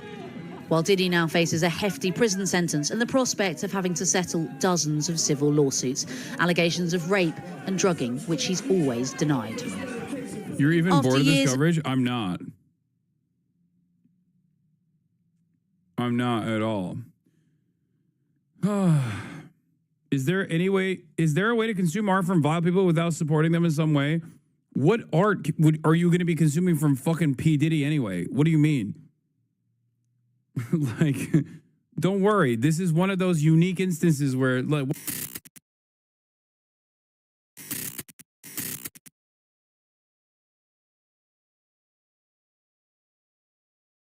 are either wildly terrorism support. oh my God. Oh my God. There's more nuance to the Jarampur conflict. Oh my God. Oh, I was joking when I said this. Oh my God, he literally says he does a Hasbro for Superman for a fictional Israel analog. That's crazy.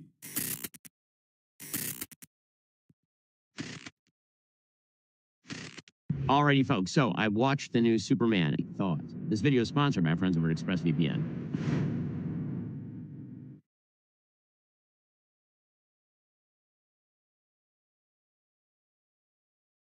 You know, I went with my wife. My wife and I always have an interesting time watching movies together because when I go, I'm very analytical about what I think of the movie. My wife sort of gets an overall gestalt, and it's mostly like, that was fun. And so my wife's review was, that was fun. And I think most people who come away from the movie will probably do the that was fun thing. And that seems to be what the people are saying. People are generally liking the movie. They think it's fun. They think it's kind of a kick. David Corenswet is charming. He has good physical presence. I didn't mind him as Superman at all. Rachel Brosnahan as Lois Lane was fine. I thought she was great. I thought both of them had good chemistry. I thought all of that was fine. And then there is the analysis. So my overall review of Superman. Superman is super meh. It's meh.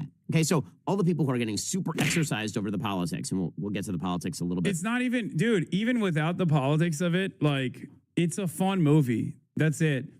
So if you're going to watch this as a fun movie that is supposed to be like a faithful comic book movie with like weird characters that it's not supposed to be like hyper realistic or gritty, you're gonna like it. You're gonna enjoy it. The politics on top of that are incredibly blunt and not even remotely subtle is extra fun. It makes it even better. Just like the original comic books were. Superman fighting Nazis directly. Superman telling children not to be racist. Superman openly saying he's an immigrant. Superman openly being held back by the federal government due to his immigrant status. All of those things are literally in the comic books. They have played a role in Superman. So like even that in of itself and the bluntness of that and the bluntness of comments is the bluntness of the ideology. This review was sponsored by Luther Corps. I would have been shocked if you liked the film. Wait, so now Superman's against who signed off on this radical idea? Ben unironically thinks Lex Luthor is justified.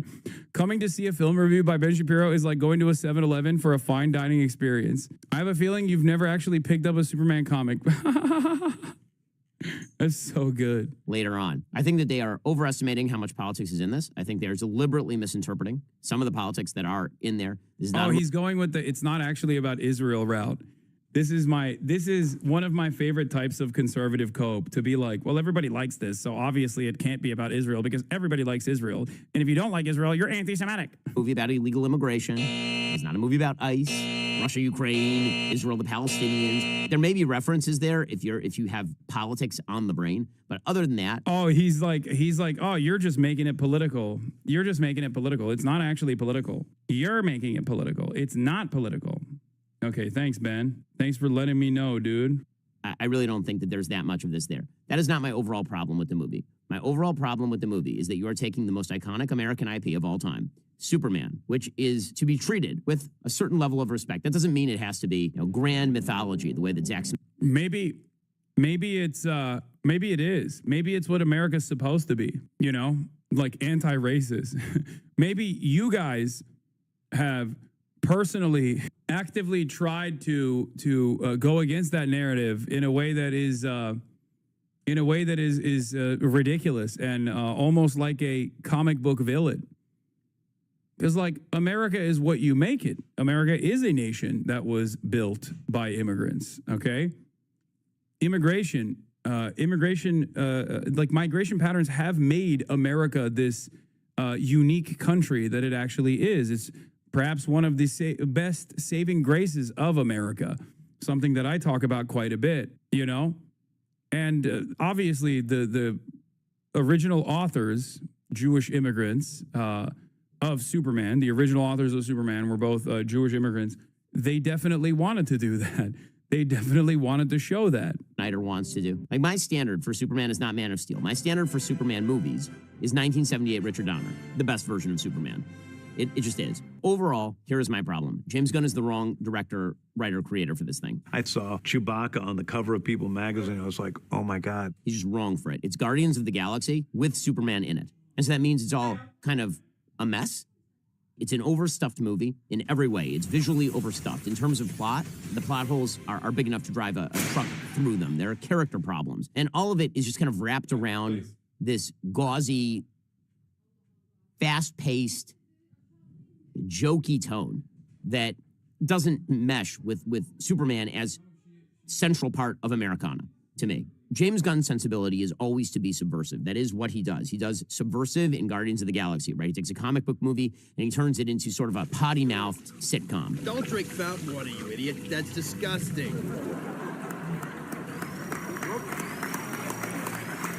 And he does the same thing with Suicide Squad. He takes that same sensibility, and now he's doing that with Superman. Superman robots, I thought I told you to keep an eye on him. We feed the canine, but he is unruly.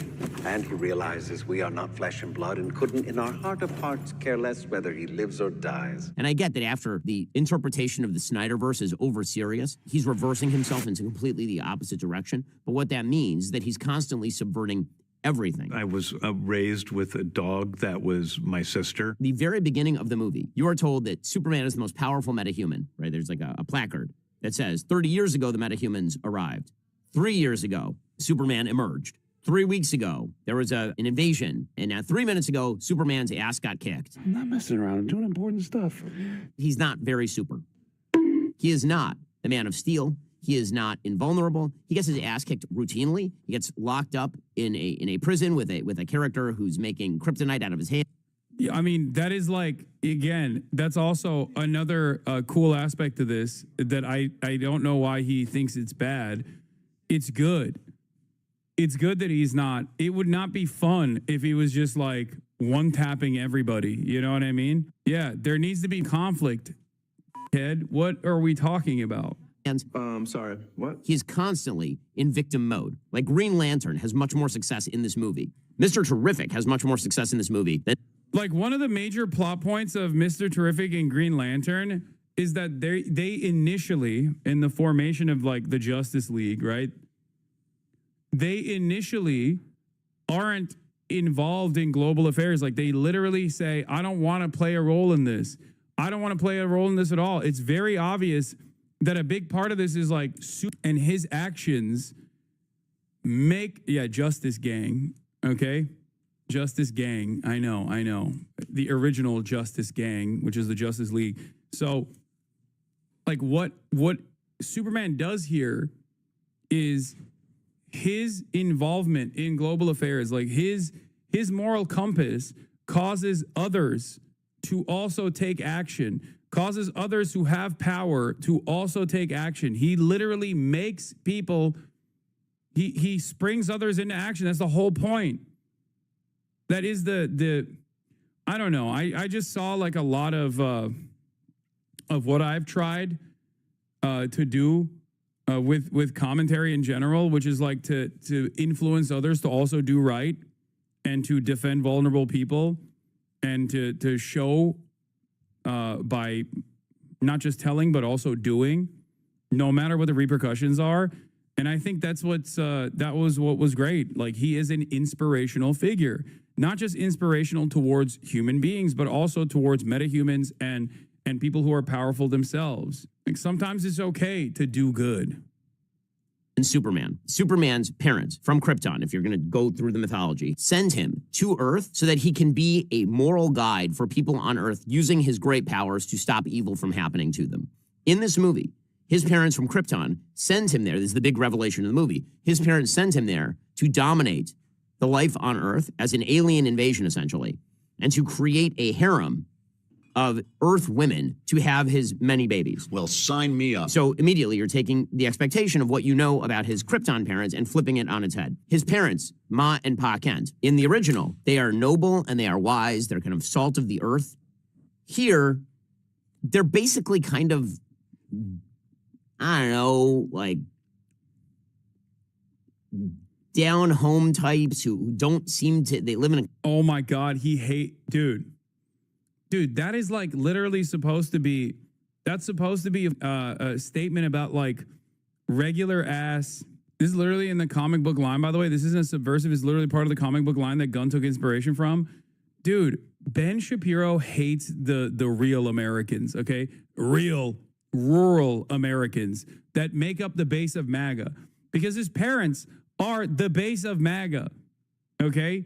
His parents are supposed to literally look the part of corn-fed Republicans who still have a moral compass, who just keep to themselves and have a moral compass, and they have guided Superman against what his Kryptonian parents initially might have liked, and have basically created like his parents offer him the initial guidance, or, you know, they create Superman, obviously, but then his Earth parents are the ones who give him the morality that he upholds. You're supposed to think, see, this is real America. In a normal world, you're supposed to watch this and go, see, even real Americans that you wouldn't expect, that the media has always blindly criticized as like racist monsters, actually have the capacity to show a positive side. Like, Superman's adoptive parents are simple folk that teach him right from wrong. Okay? What the? That's what it's supposed to be. But Ben Shapiro is such a squishy bi-coastal elitist that he sees the Kansas parents and he thinks like they're disgusting, they're fat, they're slops, I hate them. Kind of a crappy house. They're the kind of people who call the TV the box. They're the kind of folks who are sitting around and you know, kind of scratching their butts. They're purposely cast as ugly and non-noble. It doesn't mean everything they say is bad. It isn't. What? And by the way, both of them are alive in this, right? The original Superman mythos is that Pa Kent dies, and that's what sends Superman on his journey. Anyway, Crypto, the super dog, is a terrible dog, is a dog that does not, like an idiot dog. Like, way worse than my dog Happy. My dog Happy, way better than this dog, and my dog makes trouble. This dog is a mess. Supergirl, who you get introduced to for a hot second at the very end, Supergirl is a drunken teenage brat. Right? Like, anything that you think you know about the Superman universe, James Gunn is determined to debunk in the first half hour of the film. I think that it's a betrayal of the original IP and mildly upsetting. Not like hugely upsetting, but mildly upsetting. That is my critique of James Gunn. He is not the right person for this film because James Gunn is not capable of delving. He's just not. He's not capable of delving into a single character and examining his motivations and what's interesting about that character. He can't do it with Superman. He can't do it with Lois. He can't do it with Lex. Instead, he decides he's just going to toss everything into the stew. And so you end up with this sort of ADHD film where a bunch of things are going on at the same time, but you never get a good, interesting perspective on anybody who's in the film. So Green Lantern is there, and he's kind of just... Yeah, this is why you failed as a screenwriter in Hollywood, man, I think. Because everything he's saying is the exact opposite Like literally everything he's describing here is the exact opposite, where like in a very short period of time, James Gunn is able to create compelling side characters that you can even launch a franchise off of individually. Okay. I would go so far as to say that my analysis is the exact opposite of Ben Shapiro, where like it's clear that the side characters are unique and compelling, even if they're like kind of cheesy in a comic book kind of way, that that is the exact opposite of what Ben is saying. That like it's obvious that James Gunn actually did care a lot about the side characters and wanted to focus on it. Mildly upsetting. I only cared about it a little bit, merely 45 minutes. He's correct about the dog only, but it's just another problem for Superman to have to manage his cousin's poorly trained dog. I liked the dog being unruly. It reminded me of Kaya's behavior. This editing is unbelievably cringe. Biblical fall off. Honestly, I mean, Ben Shapiro's fall off has come way before this. Let's be real. And he's there as comic relief. And then you have Mr. Terrific, who's the actual hero of the film, who you learn nothing about other than he's just kind of a noble do-gooder fellow. And you have all these superheroes who are wandering around. You never get any information about them that make. I need to see what he thinks about Hawk Girl. Oh my God. Interesting or sympathetic or even particularly cool. But you don't know the motivations of any of the villains except for Lex, who it turns out is just really kind of jealous of Superman because Superman has superpowers. And Lex is like, I'm really smart. And Superman is really strong. So why do people like Superman? But dude, that's like his motivation in the comic book, man. That is literally what Lex Luthor, like, I don't even read comic books like that. I've never been like a massive DC guy. But the Superman Lex Luthor character and the dynamic between the two is unironically that, where he says like brains over brawn. That's it. That is supposed to be his like one note reasoning. Yeah, that's just how it is. Like willing to rip apart the earth in an effort to just like dominate Superman. Like, yeah, you can say it's one note for sure, but that's kind of how. That's his motivation in the comic books as well. Yeah, he is an incredibly jealous and an incredibly petty bitch. The characters we know are not how we expect them to be, makes us eager to await and what they will say or do. Like, Lex Luthor is designed in a way where he has everything on the planet, okay? He is the richest guy, he's the smartest guy, he has government contracts, he has all of this. But the one thing he can't get is the admiration that Superman has, which bricks him. Because he's like, why can't I have that? I have it all, and yet I don't have the admiration and the hair, of course. So it's like, it is in a way, it goes back to what I was saying about how the real world, unironically, is more like kitschy and stupid than a goofy-ass comic book villain, because that's just Elon Musk. Okay? That is literally just Elon Musk. You are... Like, under normal circumstances, if we lived in a universe where Elon Musk didn't exist, I'd be like, this is so stupid. Like, you mean to tell me there's a billionaire, the wealthiest person on the planet, that is, like, seen as, like, this brilliant person, but is, like, the deeply, deeply insecure? But that's Elon Musk. That's literally who he is. That is a primary motivator. Okay? That is, unironically, a primary motivation for Elon Musk. Okay? I don't know what else to say. Other than that's just who he is. More than they like me, which is a pretty boring motivation, to be frank. So the characters are complete pastiches. They're just cardboard cutouts. Even the moments that are supposed to hit don't hit because there's so much going on in the background because James Gunn cannot control his ADHD. He just cannot. I think he was pooping his brains out for the next 36 hours. There's a scene where Clark and Lois, they've had a fight, and now they're back together, and they're having a talk. And it's supposed to be this very intimate talk where they're speaking with each other. And literally outside the window, Green Lantern and Mr. Terrific and Hawk Girl are fighting a gigantic sort of eye monster that looks like it's from Suicide Squad. Stop it right there, Joker. It's God, these edits are so ass. Extremely distracting because he's James Gunn and everything has to be some sort of dumb joke. Wait, what? That's the point. What the... And he also didn't use the original scene, and he just used a separate scene instead, which I don't know why. But yeah, what? That's the whole point. It's supposed to be like Superman, regardless of this like analog for God almost, like a moral figure, like a deity, is still capable of feeling hurt, is still capable of being wronged, is still capable of being almost petty at a time when like There is a necessity for him to save the city. He's too invested in a friend after he got over, and he's like looking for his dog. He's sad.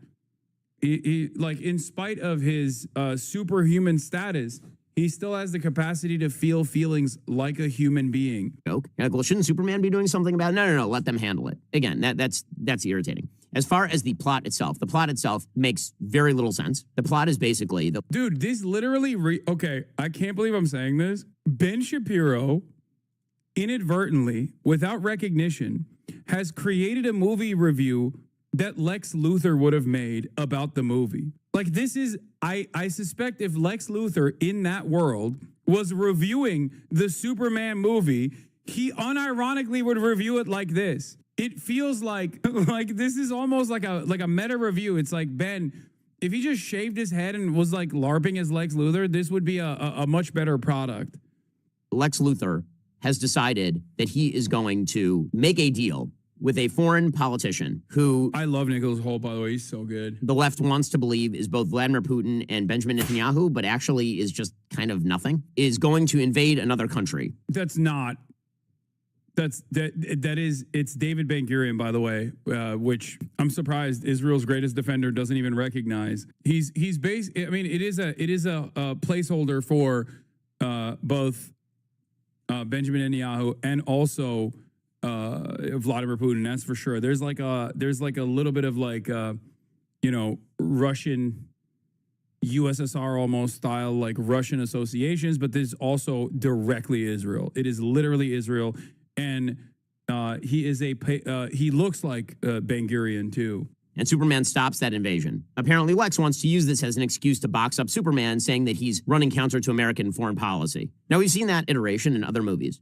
Right, that was in Batman versus Superman. You've seen it in other versions of the Superman story. But also, even the flag, dude, when I saw the flag of Barovia, I couldn't believe it. Like, I was like, dude, they're not subtle about this at all, brother. Bro, come on.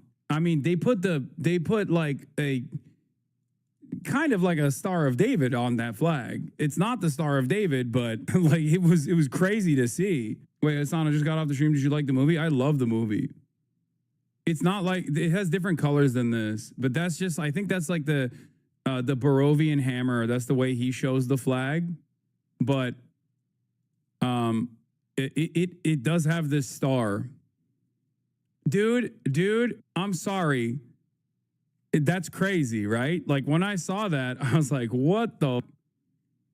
That is the copium, and Ben is wild. She actually tried out for Superman, but James said he would make a better Lex, which was so cool. Do you believe Baravia has a right to exist? No, that's from the Hammer of Baravia. Yeah, that's Hammer of Baravia, and the way, like, that's what his suit looks like. But is there a still from the movie? Do we have a still from the movie? What the fuck is this? Okay. Iron Dome head. What is this? Literally a Palestine flag in the last shot. Wait, is that? The villain is Israel. James Gunn's Superman set the ruffle feathers as early viewers realize it's entirely pro-Palestine. I don't know if that's the Jaunpur flag, but it's the same colors. Yeah, I don't think they would. I don't think any big budget. Let's not get ahead of ourselves.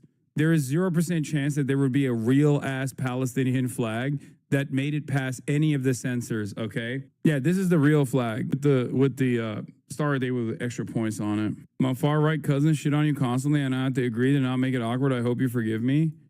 No, you should tell them they suck and fight them at my behest. But it's not really taken kind of to its ultimate extreme politically. In any case, it turns out that what he really wants is to annex half of this separate country. He's going to split it with this other dictator. One major plot hole. Lex Luthor is obviously the smartest person in the film. So smart, he can create his own universes. There's a major... Oh, the only thing I didn't like was, I will say, there was one criticism I had. It was Lex Luthor's combat system. That's the only thing I didn't like. I don't know if it's because it's like too faithful of an adaptation of the comic book, but I didn't like the combat system that they created, where he would be calling out the shots ahead of time. And I guess it's because like it's supposed to, he made it like chess for his ego. Yeah, I get it. I get that part. But he's just like, I wasn't the biggest fan of it. He's supposed to be a chess master. Yeah, he made it so that it was like a chess move. I like, because he would just call out different things like 1A, 3D, and then that would mean 1A is like a straight right hook, like straight right punch, right? So we say 1A, 1A, 1A, 1A, and then like he would just like be straight punching Superman, like the Ultraman that he created. Oh my God, the map of Jampur is literally Israel-Palestine with the border drawn different. Yeah, this was from I think this was literally from the movie too. Plot point.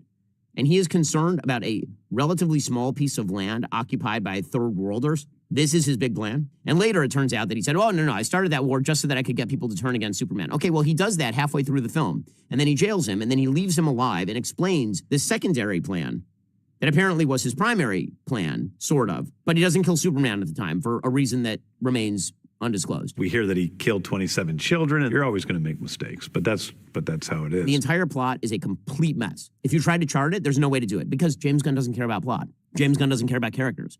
James Gunn cares about joke. Being woke. James Gunn cares about being woke. That's what he cares about. Wokeness. Look at his hair. It's awakened. And aesthetics. That's what James Gunn cares about. Nobody cares anymore. It's very difficult to make Clark a hero in a situation in which the plot is a complete mess. And again, that's not a rip on Nicholas Hoult, who I love in everything. I think he's great. Or David Corn. What do you mean? How is it dude, what the? It's like automatically implied. You're watching a Superman movie. Of course he's a hero. If anything, it makes it harder for, I would say that if you want to criticize something about James Gunn, the thing you should criticize, and it's too limited of a time frame to like really build out this world. The only criticism I have is like how quickly people turn on Superman. That was too like, but I give a lot of liberties because it's like supposed to be a comic book adaptation. So like I can suspend my disbelief on that. But if anything, that was the major criticism, which is that the turn happens in a way where it's like it's way too immediate, where, you know, all of the people turn on Superman almost instantly as soon as like the TV says Superman is bad and he wants to actually dominate the world. All of a sudden everyone's like, boom, you know, we all hate this guy, right? And I think that that was one of the only parts of the scripting, the screenwriting, where I was like, well, this is a little bit, you know, this is a little crazy, right? Sweat or Rachel Brosnahan. That's a rip on James Gunn as a script writer. It's just not a good script. Okay, we'll get to more of this Superman review from Ted back. Our CGI vomit, like complete Ben YT.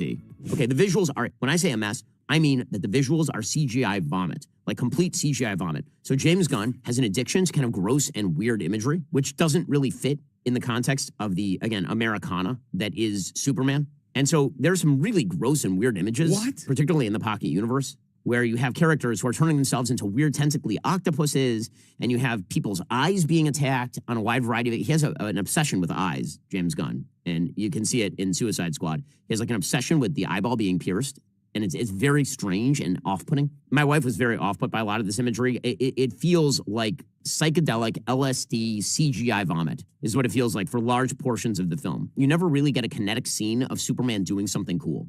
Do you have Top Gun, Ben Shapiro's Top Gun review? Because I want to see something. Because I wonder if he talked about how Top Gun was very clearly Iran. Because it was. Everybody knows it was Iran, right? Like the new Top Gun was about striking Iran. It was the Fordow facility, right? And I wonder if Ben makes that. Do you feel the need for speed?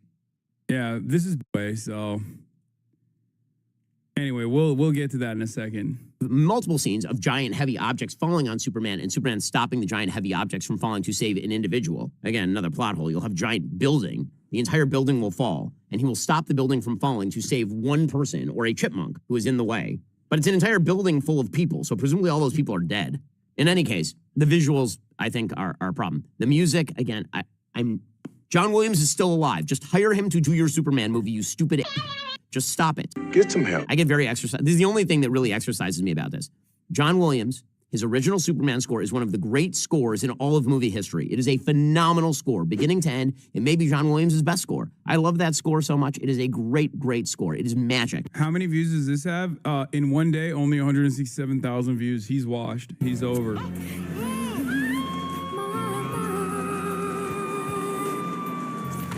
And what do?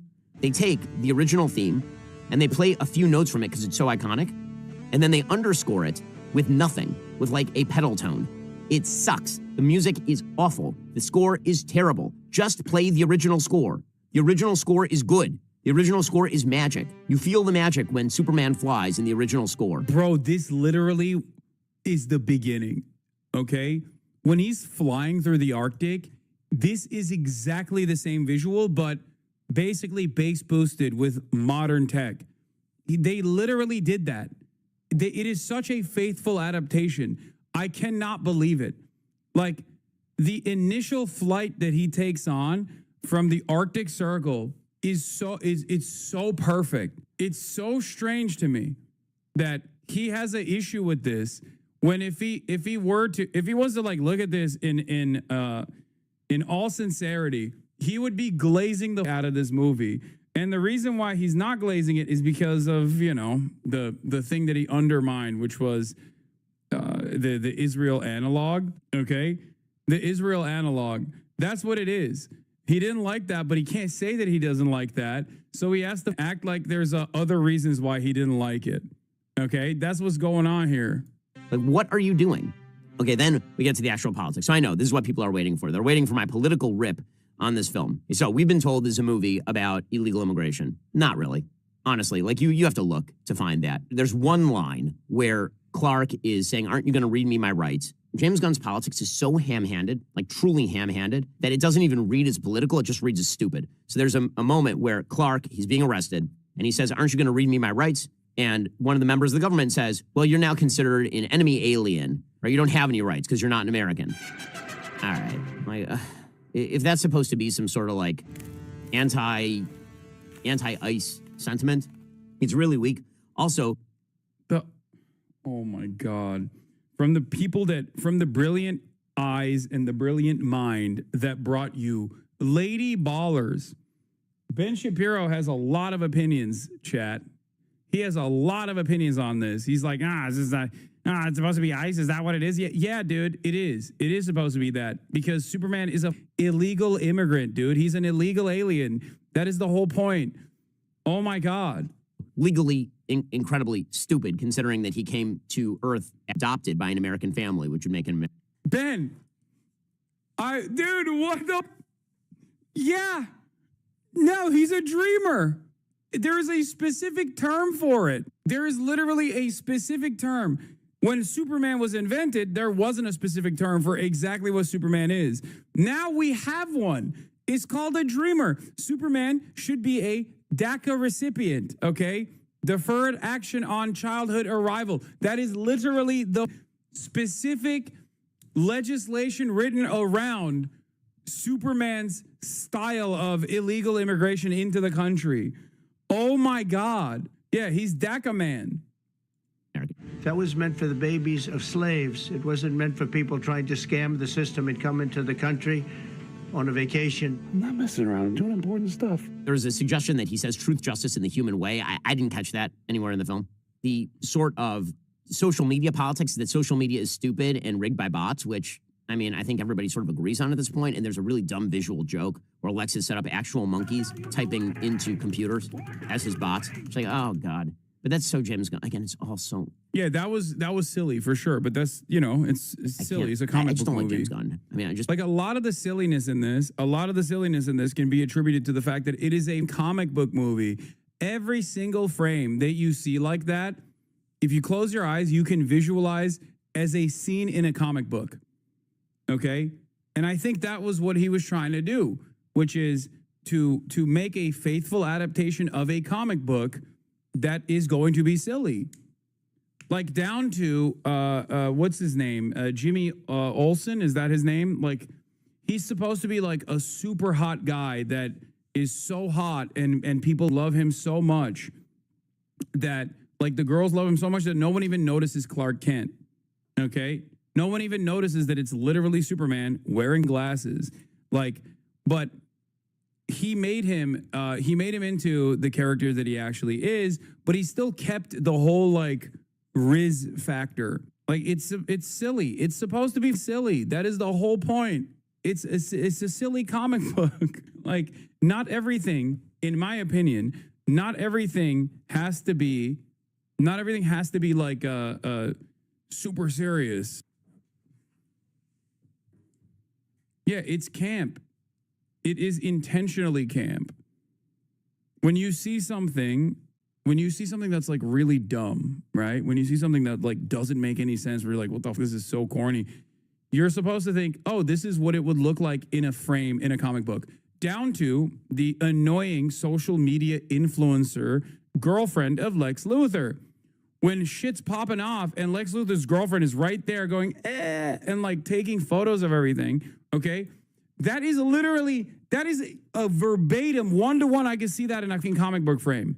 That is exactly what it would look like in a comic book frame, okay? Like, if you go into this with the expectation that this is going to have, like, gritty realism and, like, dark tones or whatever, it's an adult movie, okay? This is a movie made for adults. I want my comic book movie to be like an adult-focused comic book movie, even though none of them actually become, like, real adult works, with the exception, I guess, of, like, The Dark Knight or whatever, right? With the exception of, like, Nolan works initially.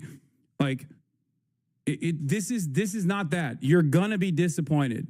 It's a very, very different style, okay? It goes so far as to say this is the exact opposite of that, because that Snyder verse was a failure, okay?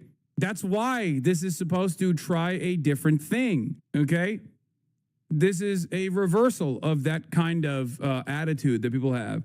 And it doesn't do the annoying Marvel style. I can't believe I'm saying this is James Gunn, but like, it doesn't even do the annoying Marvel style shit either. It is cheesy and corny in a good way, in exactly the type of way that comic books are. And it's not in the type of way that like Marvel flicks have corny ass references in them. Because Marvel will put like real world corn into its comic book adaptations. This just straight up does corny in the way that the comic book would. And again, I'm one of the people who, when James Gunn was first fired from the Guardians of the Galaxy franchise in July 2018 over bad old tweets, I actually defended him at the time.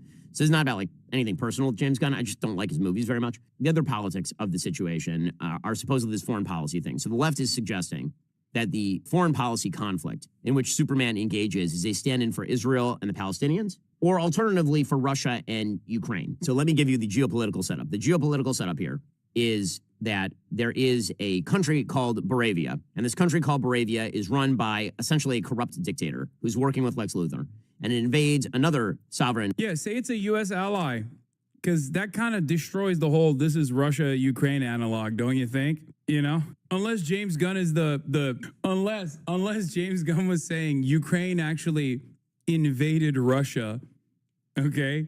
And he's one of those Russian flag, Palestine flag guys on Twitter.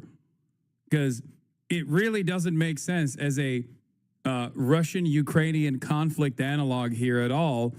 Because it's, you know, it's America's valuable ally that gets billions with a B dollars worth of weapons. And yeah, invading a sandy country with its Merkava-style tanks and Humvees and U.S. gear. Country, Jarhanpur. Okay, and so Superman stops that at the very beginning. Okay, like, and it doesn't show him stopping it. He talks to Lois Lane about it. Fine. Okay, the idea is geopolitically that Moravia has been a longtime ally of the United States. Jarhanpur is a country where we don't know who it's allied with, and it may or may not. Dude, he's trying hard, bro. I swear, this is literally super woke review from the perspective of Lex Luthor. He's like, Moravia has a right to defend itself. Moravia has a right to defend itself against Jarhanpur. Everyone knows Moravia was destined to be. Moravia was destined in the Bible 3,000 years ago. Lex Shapiro. This is deeply anti-Semitic. Why do they not show that Jarhanpur is using human shields? Jarhanpur is being backed by scary enemies of America. Yeah, Ben Shapiro is about to be like, Moravians like to build. Jarhanpurians like to live in dirt and blow things up. Oh, that's funny. Not be run by jihadis, but we don't know. Like, we don't know who it's run by. Oh, it's run by jihadis. Doesn't matter. The only reason that Clark stops it, that Superman stops it, is he says because people were going to die. Yeah, it's that simple. That's it. It's not supposed to be any different than that.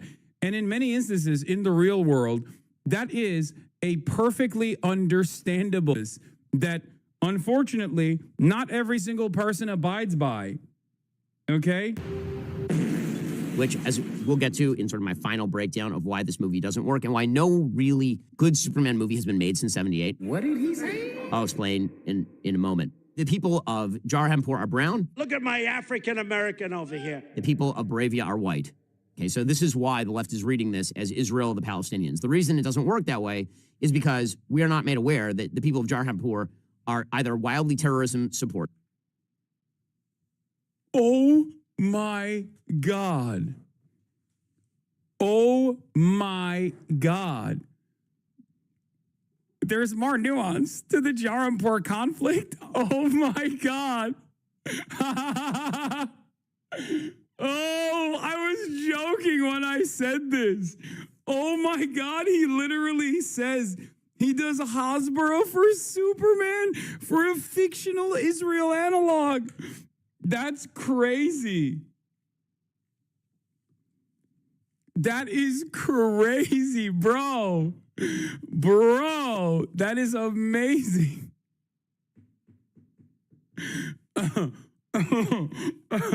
Yeah, tweet like you're in Metropolis as response. This is how you know it's a direct analog to Israel-Palestine? Oh, 100%.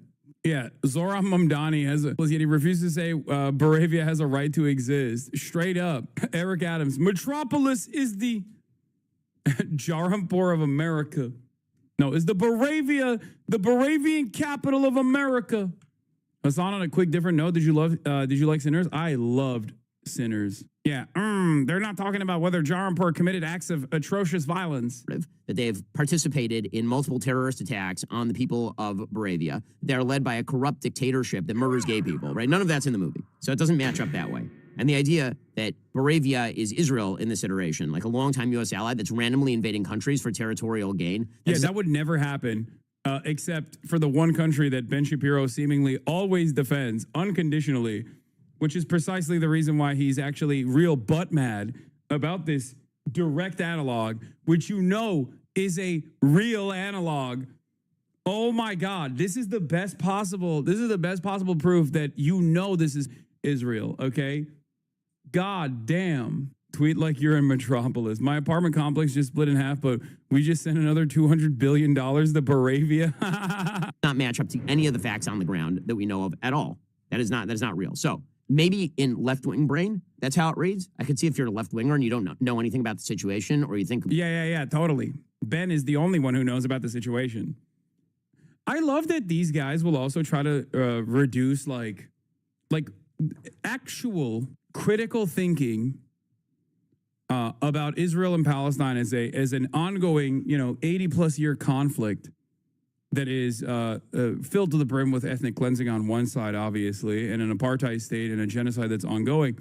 And they try to say, no, it's actually the left that's like a reductive about it. Meanwhile, the Israeli officials are like, this is a war between the children of light versus the children of dark. These are darkness. We have to kill them all. They are human animals. Like, who's reductive here, man? It's not... The people that say this is complicated, actually, are just people that obviously have to exist in the real world where they recognize that most people don't with Israel, and they still try to, like, find something that's, like, redeemable about Israel's behavior when it's it's obviously irredeemable. A bunch of false things. You could read that maybe. You could also read this as Russia-Ukraine because it's one sovereign country that's invading another sovereign country, and because the leader of Moravia has a Russian accent. So I guess that if you have like poison left brain. The Russians are nuking us. Yeah, this is cope. This is so cope. Yeah, is America funding Russia's invasion of Ukraine? Is that what's going on? Is America funding to the tune of billions of dollars Russia's invasion of Ukraine? Go! Yeah, Ukraine, famous for its desert-style portrayal and its brown people holding AKs.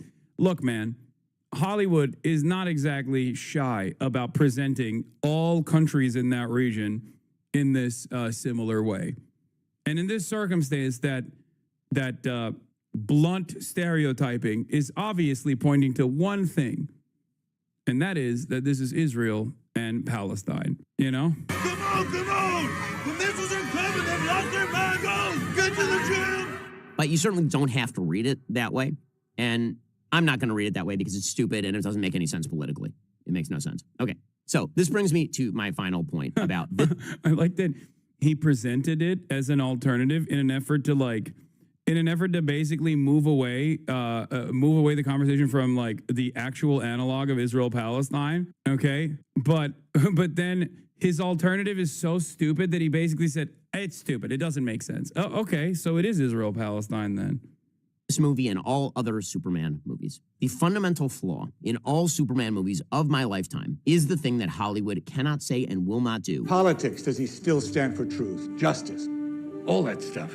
The only Superman movie that I have ever seen that uses truth, justice, and the American way is the original 1978 Superman. I'm here to fight for truth and justice in the American way. This is not just a throwaway line. It is deeply important to the character of Superman. Why? Well, because take Superman just as a character. Superman is unbelievably powerful, unstoppable. He's faster than anyone. He has X-ray and laser vision. He's stronger than anyone, right? He's basically a god on earth. And the biggest... He wants to deny the allegory entirely, but he knows it's a 1-1 and he just can't help but defend Israel. I know, that's why it was so funny where he's like, it's obviously not Israel-Palestine, because if it was, then they would show that Jarampur is doing heinous acts of terrorism. He's Zeus, right? He can do whatever he wants. And so, why is he the good guy? Why isn't Lex Luthor right? Because, let's be real, if there were a person on Earth who actually had those powers... Praying for Moravia, Justin Bieber, posting a photo of Gaza and then making it and saying, praying for Israel. That's great. That's a deep cut. People forgot all about that. Remember when Justin Bieber did that shit? That was crazy. He's doing Hasbaravia. Americans would rightly be very much afraid of that. Correctly. As Federalist 51 suggests, you need ambition to counteract ambition. If any one person had ultimate power, what you're really talking about is a philosopher king. And that's pretty scary because that person could be a dictator, simply doing whatever they want to the world. The only reason why Superman would be a hero as opposed to a villain is because he grew up in America, because he has the American way, right? He's emblematic of what America is. May blunder, may make mistakes, but overall stands for freedom and liberty and private property and free speech and all of those things. All that stuff. Right? All the good American stuff. There's a great comic book called Superman Red Sun. Wait, no way. Does Ben like Superman Red Sun? Because I love Superman Red Sun. I recently watched the animation of this as well, which was all right. It wasn't like super, it was great. Wait, hold on. It's an alternative universe in which Superman's capsule from Krypton lands in Soviet Russia. And he grows up as the emblem of Soviet Russia. And he's evil because he grew up in Soviet... No! That's not... Wait, what? That is not the takeaway at all. What the... Brother, that is not... No, Miller literally, at most, you can say, was depicting a perfect universe. Like, his ideology there is unironically... You know, there's a lot that's wrong with America, and there's a lot that's wrong with the USSR. And we need to, like, in order to find, like, a perfect, in order to strike a perfect balance, we have to get some of the good sides of both. Like, that, it's literally, he is not evil at all. What the, dude, conservatism breaks your brain. This went to Harvard, dude. He went to UCLA undergrad and then Harvard. How are you... Did you not read? When you read stuff, do you just like see the hammer and sickle go, obviously this is evil, like Nazi Germany? Like what?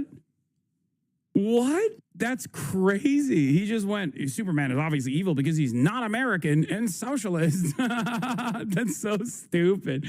I mean, Millar is not, he's not like a socialist by any means, but it's very obvious that in the comic book and in the adaptation, the animation, like, they don't present Soviet Superman as an evil figure at all. Like there is an, if anything, I would say in the animation, there's too much of a cowardly turn, a cowardly heel turn at the end, where they just like abdicate all of Superman's personal responsibility and his developmentary project in the USSR back to the Brainiac or whatever that evil AI thing is. But overall, in the formation of the USSR, shepherded by Superman, he is like, you know, he has like this genuine, ambitious project of development and a worldview that is not immediately showcased as evil at all. As a matter of fact, it shows it as awesome with like a dark side to it. But they present both the United States and the USSR as ideological projects, and one where the US is perhaps even more evil than the USSR is. Unironically, like they don't show the USSR as like this pure evil nation state project at all. They literally show the United States as more evil than the USSR in the comic book.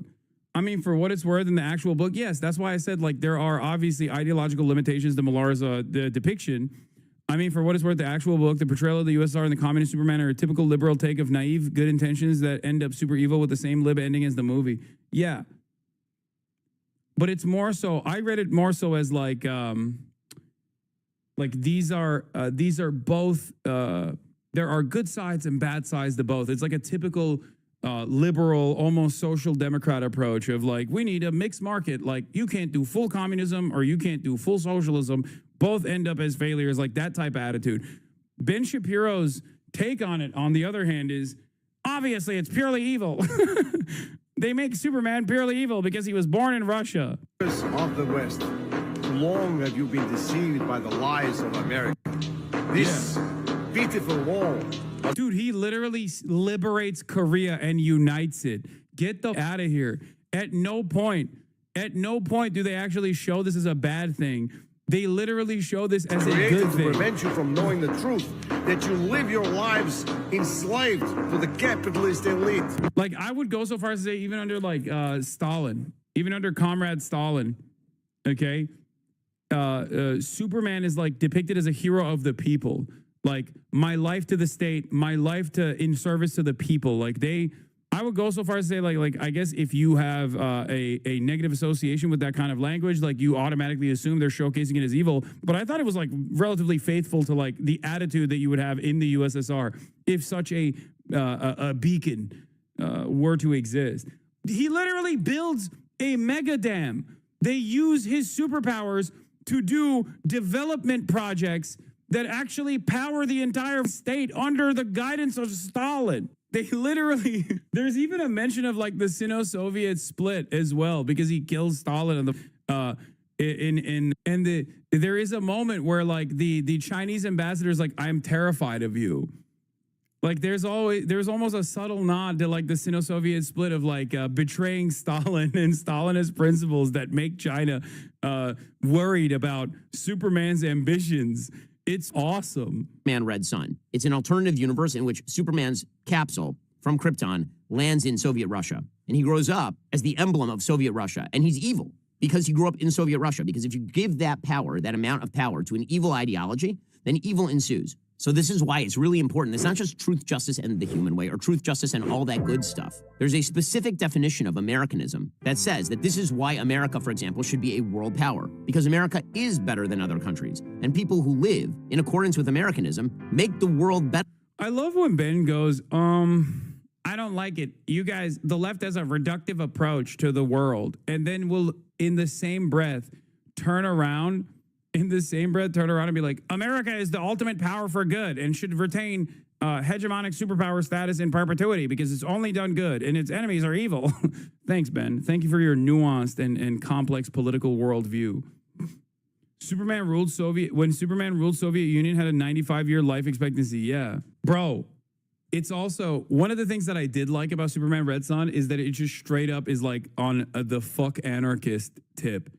Like, it literally portrays anarchists as evil collaborators that are counter-revolutionary, that will service Western governments, okay? Batman in Superman Red Son is a straightforward maniac terrorist. He is a literal anarchist terrorist who services American empire and every step of the way tries to destroy the developmentary project that is the United Superman-backed Soviet Republic.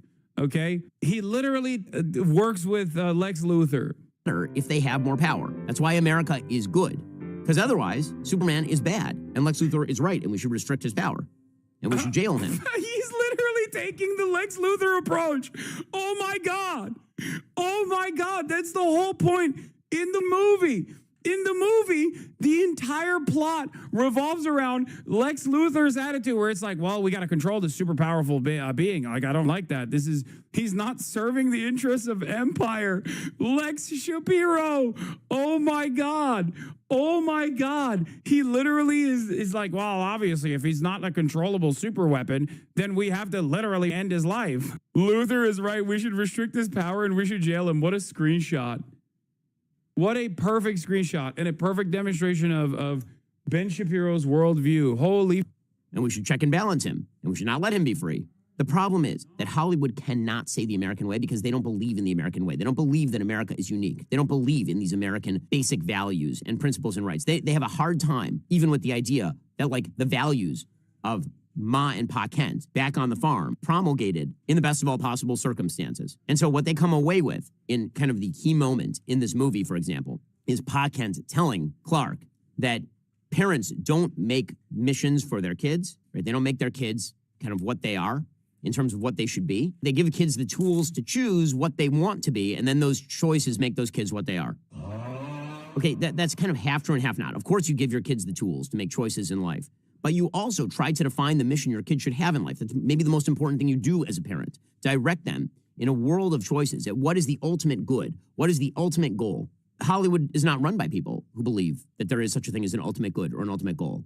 It's run by moral relativists who have a kind of, at best, soft-pedaled, generic, be nice attitude toward the world, which is why Superman's defense of intervening in this foreign conflict is people were going to die. Okay, well, people would die on the other side, presumably. Dude, oh my God, he's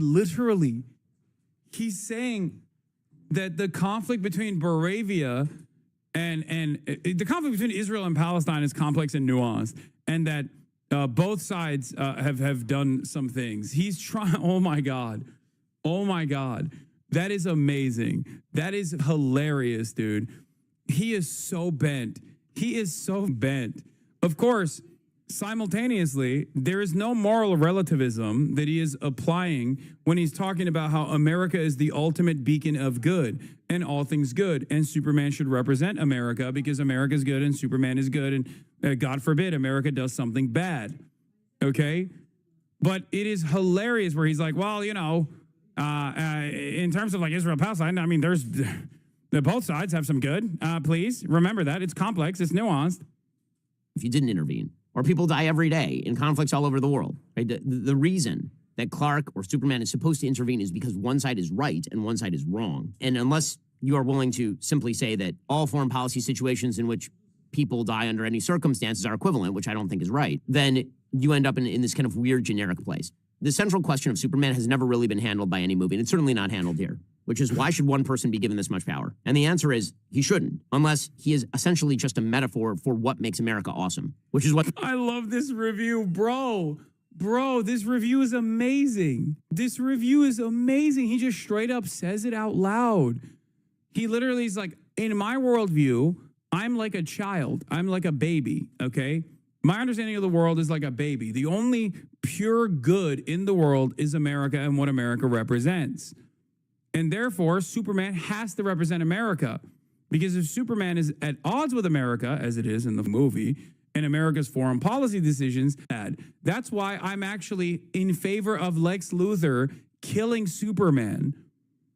That's what he's saying. He went against the U.S. ally, which was Moravia. Did he even watch the movie? No, exactly. No, he's just mad. He's mad. That's why the comments are making fun of him. This review was sponsored by Luthor Corp. I would have been shocked if you liked the film. Wait, so now Superman's against genocide? Who signed off on this radical idea? Ben unironically thinks Lex Luthor is justified. Ben's comments about Ma and Pa can't caught me so off guard. I'm from Scotland, so perhaps I don't have the privileged biases of Americans, but I absolutely did not think of them as sloppy or downtrodden. They seem to me like normal good, the kind of people Superman exists to protect and serve. seems a shockingly cruel and judgmental reading, and frankly, I'm a bit disappointed. That's the kind of arrogance that gives old school conservatism a bad name. Superman didn't become woke. You grew up to be a villain, Ben. Ben's describing his parents as ugly and non-noble is such a tell of how nasty and odd his spirit is. The original mythos that Pa Kent dies, sure, if you only seen the movies and the comics, whether one or both, neither Kent parent dies, depending on which comic age we're talking about. The original Golden Age comics have them both die. Post-crisis, neither die. It's just... I think if you're like a modern conservative and you operate on the good-bad dynamics and you always have a tendency to side with evil, okay, if you're like a modern conservative commentator, you are finding yourself on the evil side of things quite frequently, okay? And therefore, like easy to understand narratives such as the one that we are watching frustrate you because you're like, no, why isn't it showcasing the nuance of evil countries doing evil shit and how they have to do this evil shit? What Superman was designed to be. This is why Superman in the original comics is punching Hitler. Because he is the American way and not the German way or the Soviet way or... Wait, punching Hitler is the Soviet way. What the do you mean? What? Just doing a little bit of World War II revisionism?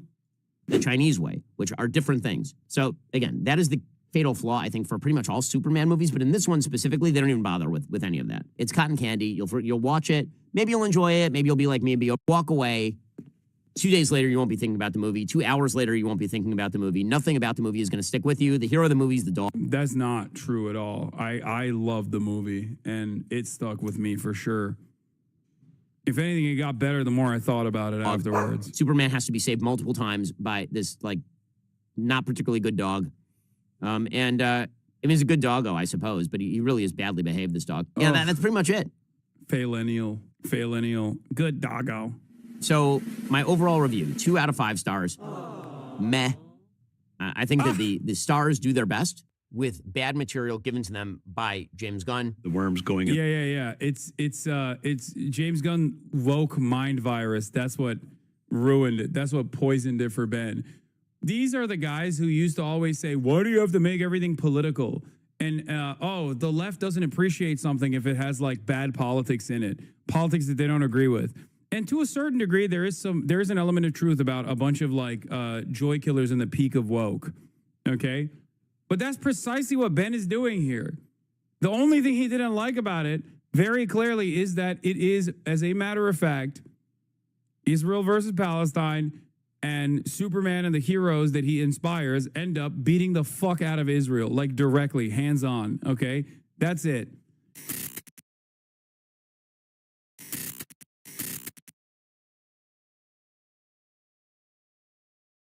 What Jonathan Greenblatt is saying here is obviously lying because he's a liar. He's a vicious liar. And he loves smearing people. What he means is like, why won't Zoran Mamdani be pro-Israel? Please be pro-Israel. That's not he's talking about mainstream Jewish people. There is no more mainstream a Jewish person in American politics than Bernard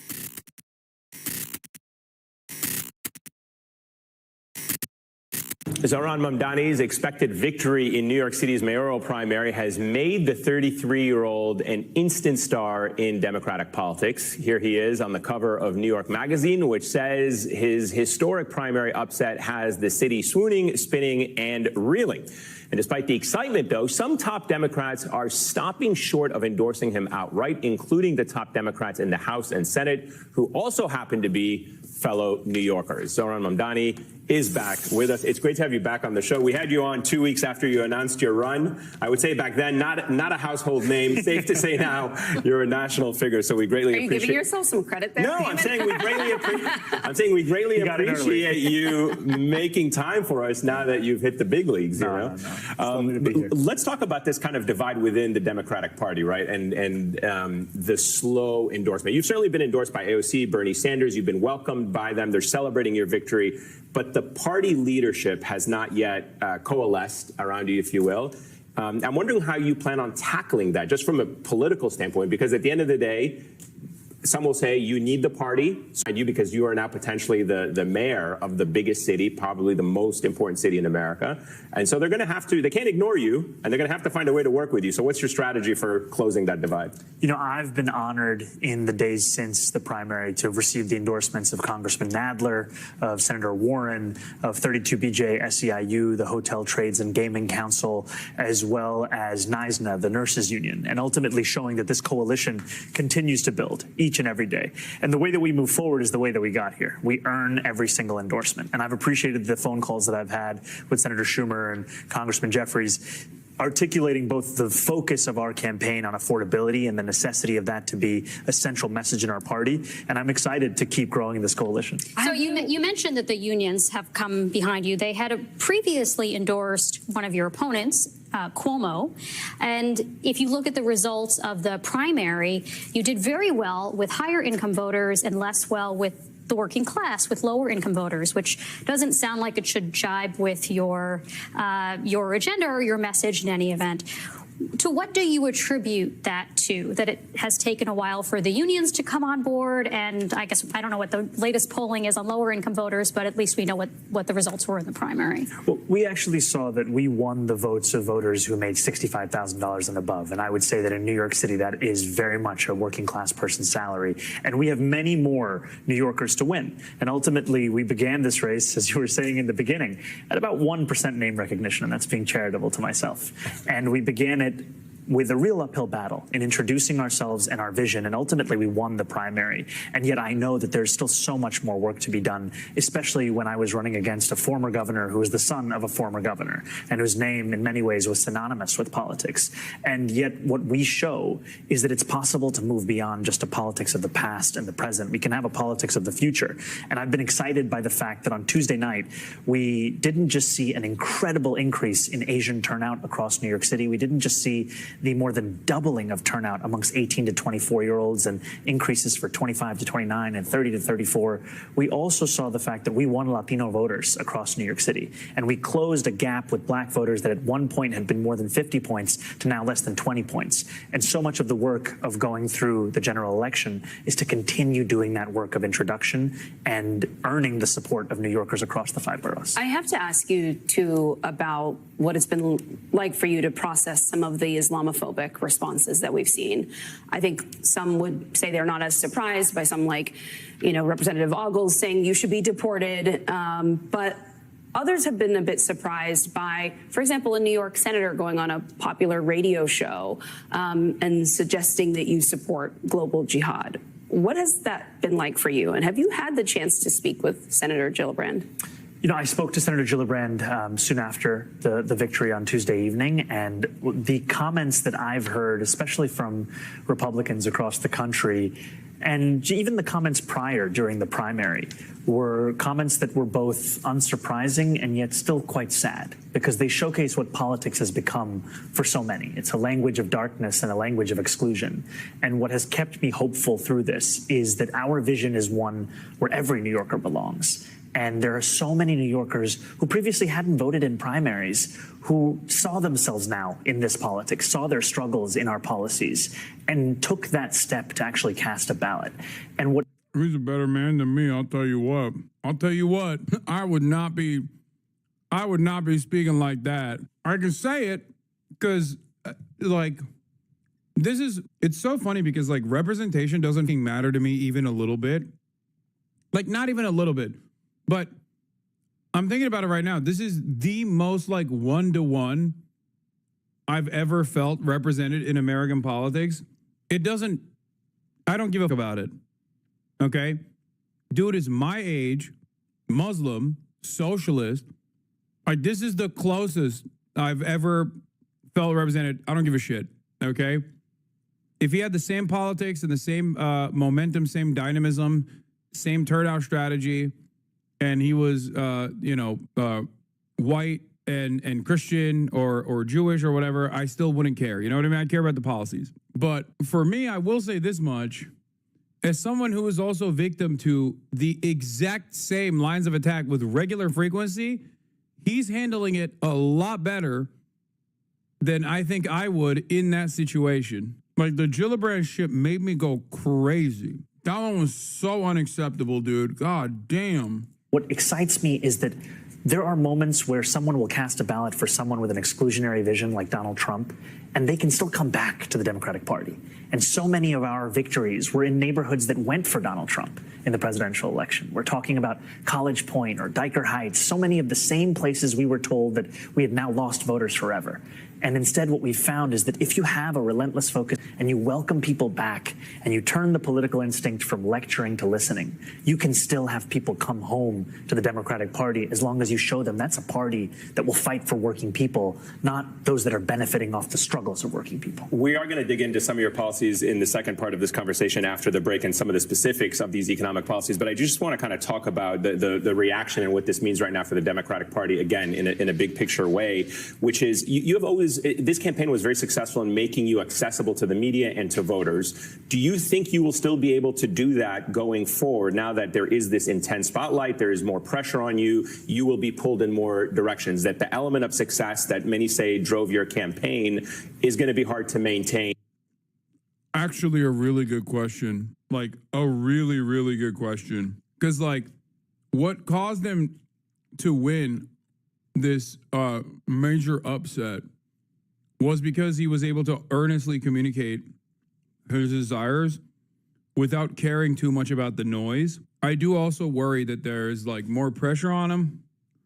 And now, as a consequence of all the pressure, he's going to, like, try to be more defensive, try to maneuver around some of these issues and be more fearful and take out some of what made him look earnest over the next several months in a general election? It's definitely more difficult, especially in light of the kinds of threats that I'm receiving. But ultimately, I continue to believe that New Yorkers deserve a mayor that they can see, a mayor that they can speak to, a mayor they can ask questions of, even a mayor that they can yell at. And that is the mayor that I will be. And that's why people will see me across the city, because we need a city that is led by someone who understands it and who looks to represent So no intent to change what you did throughout the primary going forward? No, Still make yourself accessible? You're going to see me walking a lot. Still going to talk to reporters all the time? Come on, look where I am. On a Sunday night. Right now on this Every show. Tuesday. Oh, these are the tough questions. I actually have a slightly harder question for you than whether you're going to come hang out with us again, because I know we are so adorable and fun to spend time with, which is that, you know, progressives have historically had a very complicated relationship with law enforcement and police. You yourself have been very critical. That's low-key also not a bad question. Of law enforcement. In a social media post from 2020, which has been resurfaced, you refer to the NYPD as, quote, racist, anti-queer, and a major threat to public safety. The current NYPD commissioner, Jessica Tisch, has also criticized the decision to ban NYPD LGBTQ plus members from the Pride Parade today. I think we have that up on the screen. What do you think is the right way for Democrats and progressives to talk about law enforcement, or the right relationship that they should have with law enforcement today? You know, I've shown over the course of this campaign a clear recognition of the fact that police are critical to creating public safety across this city. And my proposal for the Department of Community Safety is one that was my conversations with rank and file officers who have told me time and again their frustration with signing up to join the police force to tackle serious crimes and then being asked to play the roles of mental health professionals and social workers and fielding 200,000 mental health calls a year. And ultimately, my desire is for the police to be able to focus on those serious crimes, to be able to do their jobs by stopping asking them to respond to nearly every failure of the social safety net. And that's why we have put forward this proposal to create a department that will tackle mental health crises, homelessness, victim services, hate crimes, gun violence, so that police can go back to those 7 major categories of crime we see in CompStat. Because ultimately, New Yorkers deserve to be safe. They deserve a police force that is able to focus on keeping them safe. And what we've seen is that in 2025, in the first quarter, 65% of crimes that were reported are yet to be solved. We need to make it easier for police to focus on solving those crimes. And I've been very clear, we're not defunding the police. We're sustaining the headcount of the police department and allowing them to do their actual jobs. New York City mayoral candidate Zoran Mamdani's progressive policies are exciting many on the left, while drawing some skepticism from more moderate voters. Among the things he's... You just said he doesn't think billionaires should exist and refused to condemn globalized intifada. He's not as weak-willed as you think. When did I say he's weak-willed? He just said he doesn't like billionaires on Meet the Press and refused to condemn globalize the intifada. He's not you, big guy. Wait, this person is what? I never said he's weak-willed. What? I said I'm simply worried about I said I'm simply worried that the additional attention and the attacks he gets will cause him to potentially run in a defensive posture. I haven't seen it thus far.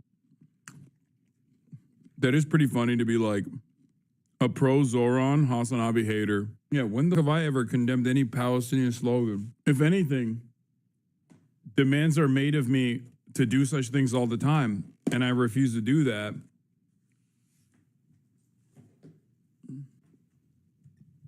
Pro-Zoran Hasanabi hater seems easier than the inverse. No, being pro-Zoran and anti-me, but also from the position that Zoran is more radical than myself is pretty funny. Like, I can see someone be like, oh, I'm pro-Zoran and anti-Hasanabi because I think Zoran is way more reasonable with his opinion on Israel or something, but Hassan is a terrorist. I could totally see that because of the way that Zoran campaigns, because of the way Zoran carries himself. I think he does a great job, as I've admitted, in communicating a vision that is less scary for even liberal Zionists. Even liberal Zionists can turn around and be like, you know, oh yeah, I like this guy. I'm not fearful about what he's saying, because he doesn't have to spend time explaining why militant resistance exists, okay? He doesn't have to do any of that shit, which he shouldn't. I would never expect him to. That's why I thought it was funny that this person is like, I just jaded. I've seen a lot of fear-mongering about him online. What? Fear-mongering about what? Calling for raising taxes on corporations and the 1%, building more affordable housing, freezing the rent of rent-stabilized housing, creating city-owned grocery stores, providing free childcare for children ages 6 weeks to 5 years old, and making New York City buses free. Back with us, Zoran Mamdani. Thanks again. So a lot of the things that you have promised to do sound very appealing. They sound popular. They are popular, for that matter. But they're expensive, and you don't actually control the funding mechanisms for a lot of these things, because ever since the 1970s, Albany, even when New York City almost went bankrupt, Albany sets tax rates for corporations and for individuals, for example. And Governor Kathy Hochul has even said on the record she ain't going to raise those taxes. So let's take a listen. His whole campaign is based on raising taxes, which he says that he can get you to be on board with. Would you be on board with that? No, I'm not raising taxes on people at a time when affordability is the big issue. I'm actually cutting middle class. I'm not raising taxes at a time when affordability is the issue. Raising taxes for millionaires so that you can do initiatives to help people withstand the affordability crisis. Such a funny way to frame that. And the wealthy. I don't want to lose any more people to go to Palm Beach. So where do you go from here? I think the same way that we got here, right? When we began this campaign, able to win the Democratic nomination was considered to be a non-starter. And I think in the same way that we've built such a mandate to deliver a truly affordable city in what is currently the most expensive city in the United States is how we continue to build that support. And we've seen in Albany that these ideas of taxing the 1% and the most profitable corporations to fund a more affordable life for all are things that actually have quite a bit of support within the legislature. And I think ultimately what unites the governor and my vision is this focus on affordability, and I'm very excited to work with her. However, Bill de Blasio, our former mayor, who you have said was the best mayor of your lifetime, ran up against the exact same problem, that he promised a bunch of things that were quite popular, could not get Albany on board to pay for them or to give its blessing for the MTA, for funding the MTA and a bunch of other programs. So, yeah, who was the governor? Who had a personal vendetta against Bill de Blasio that literally made him not play ball on purpose? I wonder who it was. I wonder what that was about. How'd that happen? So how are you going to make good on these promises where he went wrong? I think actually that Bill de Blasio's central promise of his campaign was universal pre-K, and that's now one of the most... But that was one priority, right? Yes. He put a lot of political capital into it. I just read off a list of like 10 things that you are saying you want to do. And let me go through them one by one. Freezing the rent for more than 2 million rent-stabilized tenants is something that the mayor can do through the Rent Guidelines Board. The previous administration did it 3 times. Municipal grocery stores, I proposed a pilot, 1 in each borough. That's 5 in total, at a total cost of $60 million, less than half of what the city's already set to spend on subsidizing corporate supermarkets at a cost of $140 million. Then when it comes to the need of working with Albany, that's for free buses, that's for universal childcare. Free buses costs about $700 million a year, universal childcare around, let's say, $6 billion. Significant amounts of money. But the point that I am also making here is that universal childcare is a priority of Governor Hochul. Fast and free buses we've already seen be successful at the city level. And I am confident of our ability, in the same way that Bill de Blasio was able to build a large-scale mandate to deliver on universal pre-K, and now it's celebrated by everyone, that we can actually get that same kind of political movement to deliver on these very things. Speaking of the political movement, I want to ask you about some of the coalition building work you still have ahead of you, particularly with older Black voters. Some of them are not sold on you yet, not because they wouldn't benefit from many of the things that you just laid out. In fact, rent stabilization, they're in many cases very likely to benefit from in many of the neighborhoods of this city. But at times they've expressed skepticism, concern that you won't be able to get more moderate white voters to support you, or that they distrust some of the white young progressives who've been part of fueling your movement. How do you make inroads there? And what's your message to voters who aren't sure you're old enough, experienced enough, and ready to build those relationships in their specific community? I think the first thing is to approach those conversations with an understanding that I have to earn that support. And there are many older voters, older Black voters, who the first time they may have heard of me might have been through the more than $30 million that was spent against me over the course of the primary. In many cases, yeah. And ultimately, when I would go to a church on Sunday, a lot of times when I'd be having conversations, the questions that would be raised would be about those attack ads that people had seen in 30-second increments, or a mailer in their mailbox, or something they heard on the radio. And I would introduce myself. And ultimately, I was only able to reintroduce myself to so many people, given the scope of the attacks against me. These next few months are an opportunity to continue to do just that. And ultimately, I also know that I wasn't just running against a former governor. I was running against a former governor who was the son of a former governor, because so often those conversations would come back to Mario Cuomo. And when you have just an 8-month period to come up against decades of familiarity, you sometimes fall short with each and every older voter. And now it's my job to win their trust and to show them, in fact, that their concerns, especially affordability, it's at the heart of this campaign. Because too often we think of affordability as if it's about young people staying in the city or families that are just about to settle down. But I've spoken to a grandmother in Brownsville at a senior center who told me she's been on a waiting list for senior housing for 7 years. The inability for our city to build that kind of housing, to keep it affordable, is also a senior issue, and I'm excited to share that with each and every New Yorker. You've talked a lot about inclusivity and trying to keep expanding this coalition. I wanted to ask you about one of your policies, the language that's used, and it's mentioned in a memo that is on your website about New York homeowners. You've said that you've wanted to shift the tax burden from, quote, overtaxed homeowners in the outer boroughs to more expensive homes in richer and white neighborhoods. Can you clarify that? Why did you feel the need to use that language? Because some people, whether it's the accurate description of the pure demographics or not, it has been used by people in the media, I'm sure you've seen the New York Post headlines and others, to sow and foment divisions in this city. Why did you feel the need to use that language? It was more of a description of the neighborhoods that are currently being undertaxed, as opposed to the intention of where we would tax New Yorkers. Nothing can be worked backwards from some kind of racial goal in this city. It has to be a system that is actually equitable. And what we've seen time and again is that the property tax system is something that is unfair, and it is something that even Eric Adams acknowledged when he was running in 2021, something that he promised to rectify within 100 days of becoming the mayor. And then what he did instead was to defend it at every single juncture in court and to lose. And the reason that he lost is because we know it's inequitable. This is something that is a glaring example of city government's inability to meet the moment. And the use of that language is more of a descriptor of the neighborhoods as opposed to an intention of the goal. So another question on the tax issue. I'm sorry, I'm a tax person. Please. I may not be the child of many governors, but I'm the descendant of many descendants of many generations of accountants.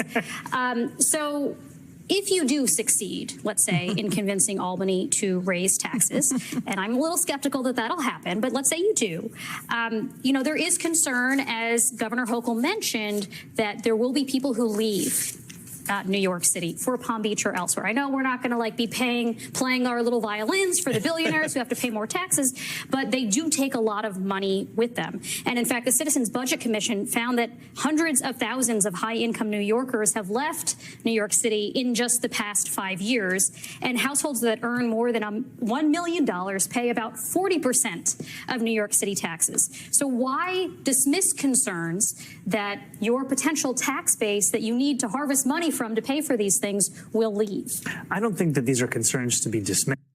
She's like, I won't play the violin for them, but also I am playing the violin for them. I mean, if they're already leaving New York and New York City is not socialism safe haven, then that means there's an alternative reason as to why they're leaving New York. It's probably not the taxes, though. It's a fair concern. No, it's not. No, it is not a fair concern. It's bullshit. It is absolutely bullshit. Capital flight born out of fears of taxation is the number one lie that people tell all the time. As David Dayen also pointed to, California has this, Massachusetts has it now. It literally does not happen, okay? A millionaire's tax does not lead to capital flight. Bullshit. And even if it would, even though it does not, even if it would, there are solutions to said capital flight. Like an exit tax, for example. Now, obviously, that wouldn't happen because it doesn't need to happen. Obviously, this is like watching an Elden Ring speedrunner doing a no-hit run after watching you die over and over again, the NPC mobs before the Divine Beast. These are ones that I have to engage with. And ultimately, as part of the other conversation of how do we win over voters who haven't yet joined this campaign and this coalition, I have to meet with New Yorkers who are concerned about any aspect. Bro, don't compare vicious gray names to a somewhat contentious mainstream media interview, okay? Calm down. I do mainstream media hits as well. I obviously carry myself very differently when I'm doing that. That's crazy. The greatest example of this is Jean-Luc Mélenchon, who also started live streaming, and he apparently also got gray name baited. It comes for everybody, okay? Cool it. Of my campaign. I have to meet with them who oppose with this campaign because I'm not looking to lead a coalition of those that voted for me. I'm looking to lead an entire city of 8.5 million people. And the reason that I believe that we need to increase taxes on the 1% and the most profitable corporations is because of the fact that those are taxes that would then pay for a better quality of life for all. But only if they stay. And the reason that I believe that they would stay, because I want them to stay, is that when the Fiscal Policy Institute did an analysis of the top 1% of New Yorkers, they found they leave at 1/4 the rate of other income brackets. And when they do leave, they go to other states that are... Yes. Yes. Thank you. Thank you. Either the super wealthy leave as a mechanism of tax avoidance and they do 6 months plus one, where they live in a state like Florida or Texas or whatever, 6 months out of the year, plus 1 day so that they can do income tax relief, income tax avoidance. Or it's overwhelmingly middle-class people and poor people that leave. Do you want to know why? Do you want to know why they leave? They leave because the city is unaffordable. And even then, those rich people don't actually fully leave the city. They never do. Why would they? She mentioned 5 years. The largest flight was due to the pandemic and Cuomo's policies. The flight of the New York City's wealthy was once a once-in-a-century shock. Yeah, see? But they returned. After in-person, oh no, never mind. They, at the beginning of the pandemic, they moved to Aspen, Colorado, but they returned to New York City after in-person schooling resumed in fall 2020. I'm telling you, most of the people that left the city came back. They left because of COVID. Why wouldn't you want to live in one of the best cities on the planet, man? Jesus Christ. If you're an American and you're immensely wealthy, take it from an American who's guapped up, okay? Me. Why would I not live in Los Angeles or New York or maybe Chicago? But definitely either Los Angeles or New York City. Why wouldn't you? Why wouldn't you? It's so stupid. The idea that these people are pinching to that level, they are that stringent with their finances, that they're like literally moving around. It's bullshit. Yeah, dude. Someone's gonna make like $10 million. Okay, their net worth is like 20 mil, and then what? They're gonna live in Boise? What are you, crazy? Are you on crack? What the? Yeah, I'm gonna live in Arkansas. They're considered high tax. New Jersey I've seen California. this study. I've seen this study, and I have to say I'm a little dubious because we're talking about a major. I live in Boise. I'm broke as well. Exactly. That's my point. Motherfuckers like, I'm about to live in Idaho, dude. My dream. Even like Florida, even Texas and Florida are ass. If you live in New York, if you live in New York City, if you lived in LA for an extended period of time, you are not living in Texas. Okay, that is precisely why the Austin real estate market that was exploding during COVID has collapsed in and of itself because people were like, oh my God, maybe living in Austin is still living in Texas, and I kind of don't with that, okay? And that was Austin. That's like a blue city. But I'm sorry, no disrespect, okay? No disrespect to Austin, no disrespect to Texas, but like that's not a real city. If you live in a real city and then you go and look at this like this 1 mile strip that resembles kind of like a city, and you go, look, that's my city right there. Everything else is an hour and 20 minutes away. No one's gonna consider that to be sustainable. If you've lived in a real city, especially a city like New York, which is one of the only cities in this country that is equivalent to like cosmopolitan cities that you see everywhere else, okay, with some bare bones, somewhat functioning public transit and a city that is always alive, like things are open all the time. Like, you think they're gonna go live in Dallas, dude? What are you, crazy? Change in the tax system that would hasten departures that are already happening. Again, we've lost hundreds of thousands of wealthy New Yorkers already. We now have more millionaires than we did in 2021 in this state. And the reason that I'm confident is all I'm speaking about is a 2%. Like, I say this as someone who obviously grew up in Istanbul and Ankara. And then when I came to America, I lived in Coral Gables, okay, Miami. And I could not believe it. Like, what Americans consider to be like a robust city, Miami is supposed to be this like big city. I was like, what the is this?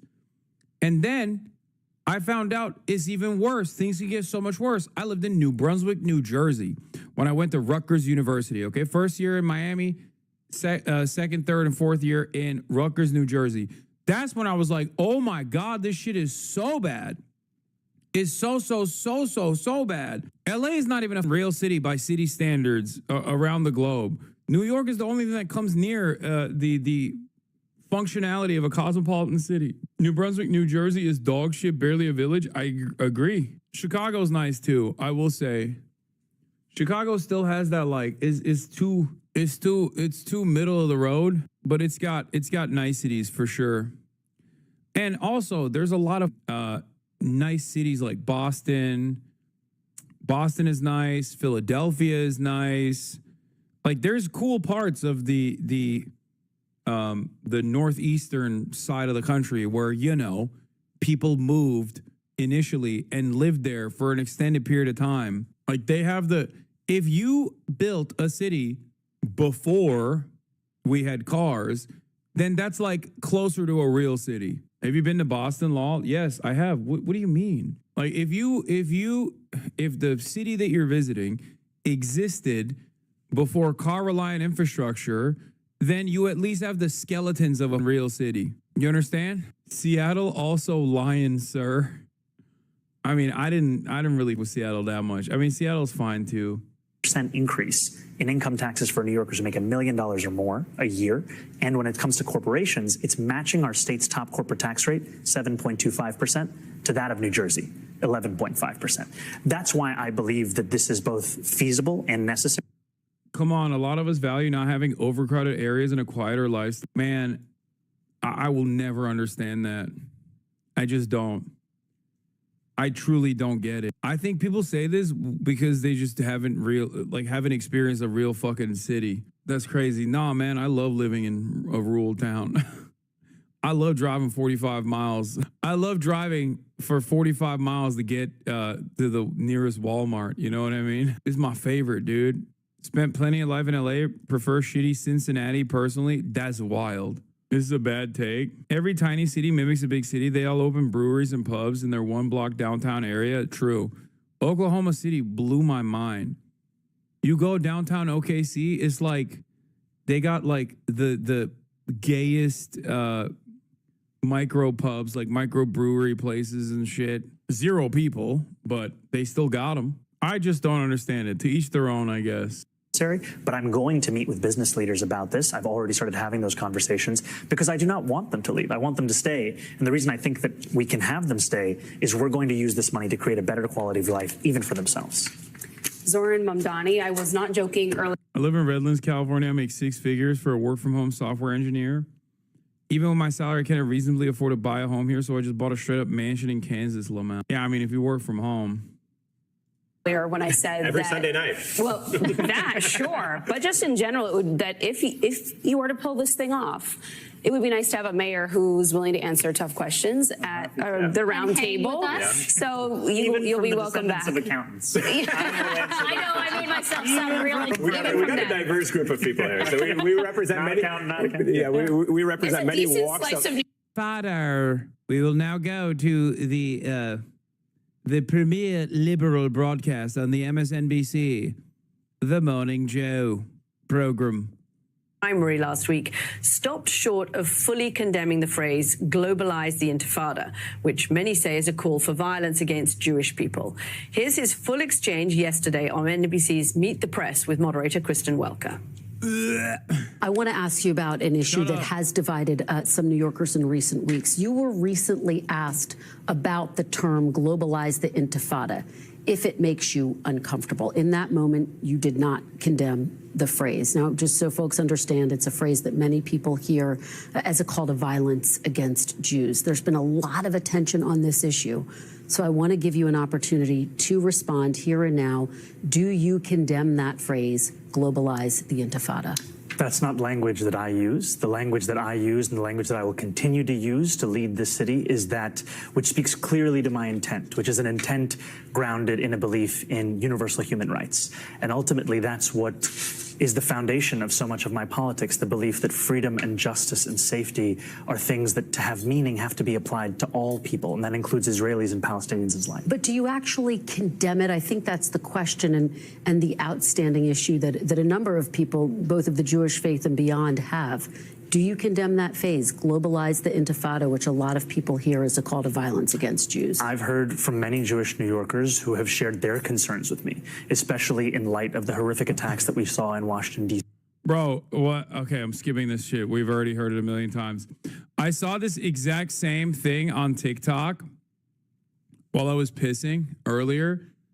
And I was like, oh, let's see what the comments look like. Because the TikTok, the NBC account posted it on their TikTok. And it literally was titled, Mamdani refuses to condemn dangerous statement, globalize the intifada, even after being asked 3 times. So I looked at the comments and everyone was railing against NBC because this was initially on NBC Meet the Press. Everyone was like, dude, shut the up. Shut the up, dude. Oh my God, bro. Jesus Christ. A panel who says they're concerned about the feeling unsafe from language used, but they can't condemn kids feeling the agony of forced starvation. Why should he condemn the language that he never used? The mainstream media is embarrassing themselves. Why don't you condemn the genocide? Are non-Muslim candidates asked how they will protect Muslims at home and abroad? Can these individuals speak out and condemn the genocide in Gaza? Who is going to ask them that question? This clip reminds me of why I don't watch Morning Joe. She laid that trap 3 times and he didn't fall. Get over it, will you? AIPAC is working overtime, I see. OMG, this is so annoying that they're even asking this. You want Mamdani to condemn a slogan, but you refuse to condemn a genocide. I'm sorry, dude. It's done. When you got the lowest common denominator, YouTube commenters railing against the false premise that is presented with incredible moral clarity. It's over. It's done. I've been saying it's done. It's been done. Also, I will do this. Governor Kathy Hochul today condemns fellow Dem Senator Gillibrand for her comments about Zoran Mamdani. No one should be subjected to any comments that slur their ethnicity, their religious belief, and we condemn that anywhere it rears its head in the state of New York. Governor Hochul made the statement today while speaking to reporters at the New York Hotel and Gaming Trades Commission headquarters. Hochul was asked by Rebecca Lewis if she would comment on the racism he's already facing, including from New York's own Kirsten Gillibrand. I asked Hochul about racism Mamdani has already faced, including from Senator Kirsten Gillibrand. Hochul clearly heard me and did not defend Gillibrand, though she also did not explicitly address Gillibrand's specific comments either.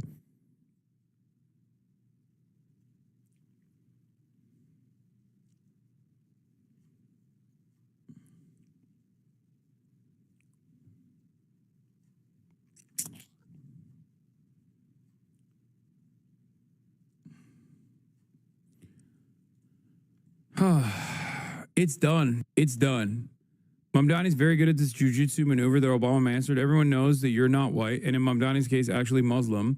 So you can always take identity-based attacks, pivot back to bread and butter issues, and portray your opponents as obsessed with race.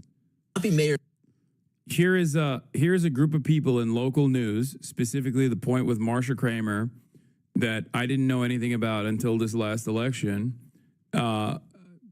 Refusing to learn the lesson that this kind of attack is stupid. He has to have what's good for all New Yorkers. Any mayor that can't say they will go to Israel someday as mayor should not be mayor of the largest city of Jews outside of Israel. He has to have what's good for all. He literally is like, no, you have to go to Israel. Like this guy is lost in the sauce. He's like, no, dude, if you want to be mayor of New York, you have to go to Israel. Like, what the f do you mean you won't go to Israel? What is this, the Hajj, dude? You have to go to Tel Aviv? Why you not love Israel? Why you not love Israel? You must visit Tel Aviv. Yalla, let's go. You must visit Tel Aviv. Why will you not visit Tel Aviv? No politics here. Tel Aviv, beautiful city. This is just as insane as me saying I'm Catholic and I won't vote for him unless he goes to Rome. Yeah, literally. I am not voting for Zoran until he visits Saudi Arabia, goes on the pilgrimage, and touches the wall, okay? Touches the open part of the wall, unless in the Kaaba. Unless he does this, I am not voting for him, okay? And I feel unsafe. He is not sufficiently pro-Muslim. Do you hate Israel? Hurry. Look at this freak ass shit, by the way. Here it is. Wow.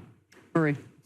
Yeah, here's why I think this is an interesting look into his campaign. He was unknown as of 6 months or a year ago, right? He is a new candidate who has tapped into energy and concerns about cost of living, things that you mentioned. He has repeatedly said he abhors anti-Semitism. Increasing anti-hate crime funding by 800%, that's real. That will help in New York. And don't take my word for it. Prominent Jewish New Yorkers, Jerry Nadler, Brad Lander, they have said they have endorsed him. You're talking politicians who want their party to be in office. But they're Jewish, but Harris, of anything that they believe in. That's not true. I mean, are you questioning Jerry Nadler or Brad Lander's commitment to Judaism? That's so crazy. Like, that's crazy. We're like, that's a crazy thing to say. Am I wrong? I mean, that's like, I don't know. Like, if the overwhelming majority of Jews in America were disinvested in Israel and like were straight ticket Republican voters, maybe then it's still questionable, but maybe then you would have a little bit more comfort. Because like the thing I'm thinking about is like, I get personally annoyed about this, but Democrats do this all the time, where they'll like speak out of turn about black people, right? Like non-black Democrats, like white people, will talk about black people a certain type of way if they're not like sufficiently pro-Democrat, okay? And it's just like, but even then, it's like a weird, strange thing. But at least there's like some kind of number that you can point to that you are at least like reflecting the broad majority of black people's opinions on this. And even then it's like still unacceptable. This person is a Gentile speaking out against Jewish people in a country where 75% of Jews vote for the Democratic Party, Like, where is this confidence coming from? It's just got to be just Israel, you know? That's it. It's like, whoa, I'm pro-Israel, so I'm more Jew than you. Like, that's what it is, right? 100%. Wow. Yes. I wouldn't question anyone's commitment to the their same way faith. that I would question Chuck Schumer, who works against the interest. Yeah, see, this is what I mean. By the way, before people say, oh, well, it's just a difference in opinion, like what does hateful speech do? This is it. Trump has made it so that if you're pro-Israel, you can say whatever the fuck you want. You can call Chuck Schumer a Palestinian, for example. That's what he does all the time. So now you got right-wing reactionary non-Jewish conservatives running around being like, yeah, these Jews are not real Jews. They're bad. You don't understand this, dude. As Jewish people, we love being condescendingly told how to be good Jews by non-Jews and rules, dude. No, but that's what I mean. It's like, Megaphonics, when your parents hear shit like this, like, I don't understand. I know that they love Israel, but like, this has got to piss people off, right?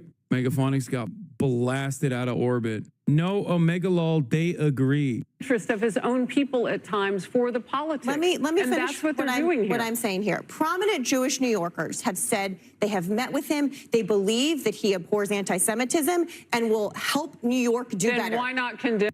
Is showcase. Hakeem Jeffries of New York says that Mamdani needs to do more, though, in calling out the phrase. Globalizing the Intifada, by way of example, is not an acceptable phrase, and he's going to have to clarify his position on that as he moves forward. With respect to the Jewish communities that I represent, I think our nominee is going to have to convince folks that he is prepared to aggressively address the rise in anti-Semitism. It's like, bro, don't you have some more prescient concerns to worry about? Like, shouldn't you be talking about this giant tax cut for the wealthy that, you know, the party you're opposing is advancing? I don't mean to tell you how you should do your job, but it feels like there's more important issues, you know? In the city of New York, which has been an unacceptable development. Okay, joining us now, the host of the podcast On Brand with Donnie Deutsch. Racism is a big deal. Racism? Bitch, the only racism that is happening in this race is racism against Zoran Mamdani. That's not what he's addressing. I love this. No one believes you. You don't even believe yourself. You know what I mean? Like, who believes that there is like an unprecedented wave of anti-Semitism coming from Zoran Mamdani? Who? Trans issues are a distraction, but some dude running for mayor, like, not even some dude running for mayor, okay? A progressive candidate running for mayor that will uplift the rest of the party, whether they want it or not, is being presented as like a spoiler. It's insane. Donnie Deutsch. Donnie, thank you very much for joining us. Look, there is nuance in what Mamdani is saying. I get it in that second answer where he says he doesn't want to get into the business of what language is permissible and what language is not permissible. But what did you make of his decision? And it clearly is a decision. He knew he could be asked about this. His decision on Meet the Press not to condemn the phrase. I'm outraged that we have a candidate for mayor of New York, Mr. Mamdani, that cannot walk back or cannot condemn. MSNBC chat, I want to reiterate, we are not watching Fox News. We are watching MSNBC. We are not watching Fox News. This is MSNBC, also known as MSDNC. The words globalize the Intifada and his nuance of, well, it means different things to different people. Let me tell you what it means to a Jew. It means violence. It means October 7th. Shut the up, bitch. Okay. Like, can you imagine the alternative of this? Being like, oh, well, when someone tells me they're a Jew, I think genocide of Israel. That would be anti-Semitic, okay? So why is it that prominent Jewish people on television are desperately trying to make this association stick? What the... Bro, nobody cares about your feelings, okay? Nobody cares. Shut the up. Oh, my God. It means firebombing people in Colorado. It means violence. That's the connotation. That's the essence of it. And that's what it means to Jewish people. And if any other group came forward and said, you know what, these words are offensive to us, it means violence, it frightens us, I think there would be a response. But for some reason, if Jewish people find it offensive, it's not offensive. And I find it offensive that he cannot condemn those words. And I think he's overall running a campaign of divisiveness. He also came out in the last 2 days and said, we're going to tax rich white neighborhoods. Why? Dude, branding and marketing expert, by the way. Yeah, not doing a great job, I'm going to be honest. You have to put white in there. Just say we're going to tax the wealthy. I just find it offensive. I find it offensive that in the past he's talked about defunding the police. I think he's walked that back, but yet he voted $3 billion out of a police budget. And I just find there's a recklessness and a divisiveness to it. And I'm offended as a Jew that he can't walk that back. Let's bring in the CEO of the Anti-Defamation League, Jonathan Greenblatt. Jonathan, I know we had a few. Oh my God. No. No. Oh my God. Oh my oh God damn it, dude. My baldest of ops. Also, I love this. Debating Mamdani's refusal to condemn the phrase globalize the intifada. Where is the debate? The debate is between people who want to kill Zoran Mamdani and people who want him to be jailed. Some people are saying we should kill him. Others are saying, nah, he should just go to jail. No one is debating whether or not this is an insane conversation to have at all. Where's the debate? Is there a person in here so far? I haven't seen them. Few problems with your connection. I'm glad we've got you back again. I wanted to get your reaction to what Mr. Mamdani said this weekend on Meet the Press. Like, I assume Al Sharpton is like the closest to pro Zoran Mamdani as a position. I don't know who this guy is, but given that he has this dipshit back here, I suspect he's not going to be pro Zoran Mamdani. Or if he is, he's going to be pro Zoran Mamdani in the scariest version, which is because he's also, just like this dipshit back here, deeply anti-Semitic, but I doubt it. Like, I don't think he's a Churchill fan for the initial anti-Semitism that Churchill also demonstrated. Is he pro Zoran? All right, we'll see. Well, look, I think sometimes the things you don't say are what people hear loudest of all. And when asked a very direct question, and I'll just elaborate on what Donnie just said. Look, the Intifada was a period of violence. Bro, you literally work for the Israeli government. Like, you literally go and deliver speeches in front of the Knesset. Your entire purpose as the head of the Apartheid Defense League is to defend Israel and to silence Israel's critics. That is, and I'm going to say this, you might get mad at me for this, okay? Because I think while anti-Semitism is completely unacceptable as a form of bigotry, what he's doing is even somehow worse than that, okay? A straightforward defense of wholesale genocide of like actual children on national television is worse than, again, a straightforward bigoted thing that people do all the time. It is extra bad that he uses the real bigotries he's supposed to combat as a defense mechanism, as a weapon to wield against those who are not exhibiting any sort of anti-Semitic tendencies, cynically claiming that these people are being anti-Semitic, unironically creating more anti-Semitism as a consequence of this. Directed at civilians. More than 1,000 people were killed in suicide bombs and shootings and stabbings in Israel. And of course, we also saw what happened on October the 7th. October the 7th, the murder of 1,200 people is what revived that phrase, Gadi. So let me be clear. It was notable that candidate Mamdani, I wonder if he'll bring me up in this conversation, maybe. Went to Harlem this weekend. It was notable he went with my friend, the Rev. He went to meet black people in Harlem on their own terms. I think what Jewish people would want to see is where the candidate goes to meet mainstream Jewish people. Wait, what do you mean? He literally got co-endorsed by he got co-endorsed by Brad Lander. They co-campaigned together. No, Jonathan, you don't want him to go to like a Jewish institution, which he did. He went to a synagogue. Remember, with like all the other candidates? And he answered all those questions. What do you mean mainstream? What the fuck are you talking about? Bernie Sanders is one of the most popular politicians in the country. Bernie Sanders is Jewish. He co-campaigned with Brad Lander. He went to, in exactly the same way that he did in Harlem, he went to like a Jewish interest coalition thing. I forget what it was called. What Jonathan Greenblatt is saying here is obviously lying because he's a liar. He's a vicious liar. And he loves smearing people. What he means is like, why won't Zoran Mamdani be pro-Israel. Please be pro-Israel. I'm not talking about mainstream Jewish people. There is no more mainstream a Jewish person in American politics than Bernard Sanders. Okay? That's the maximum.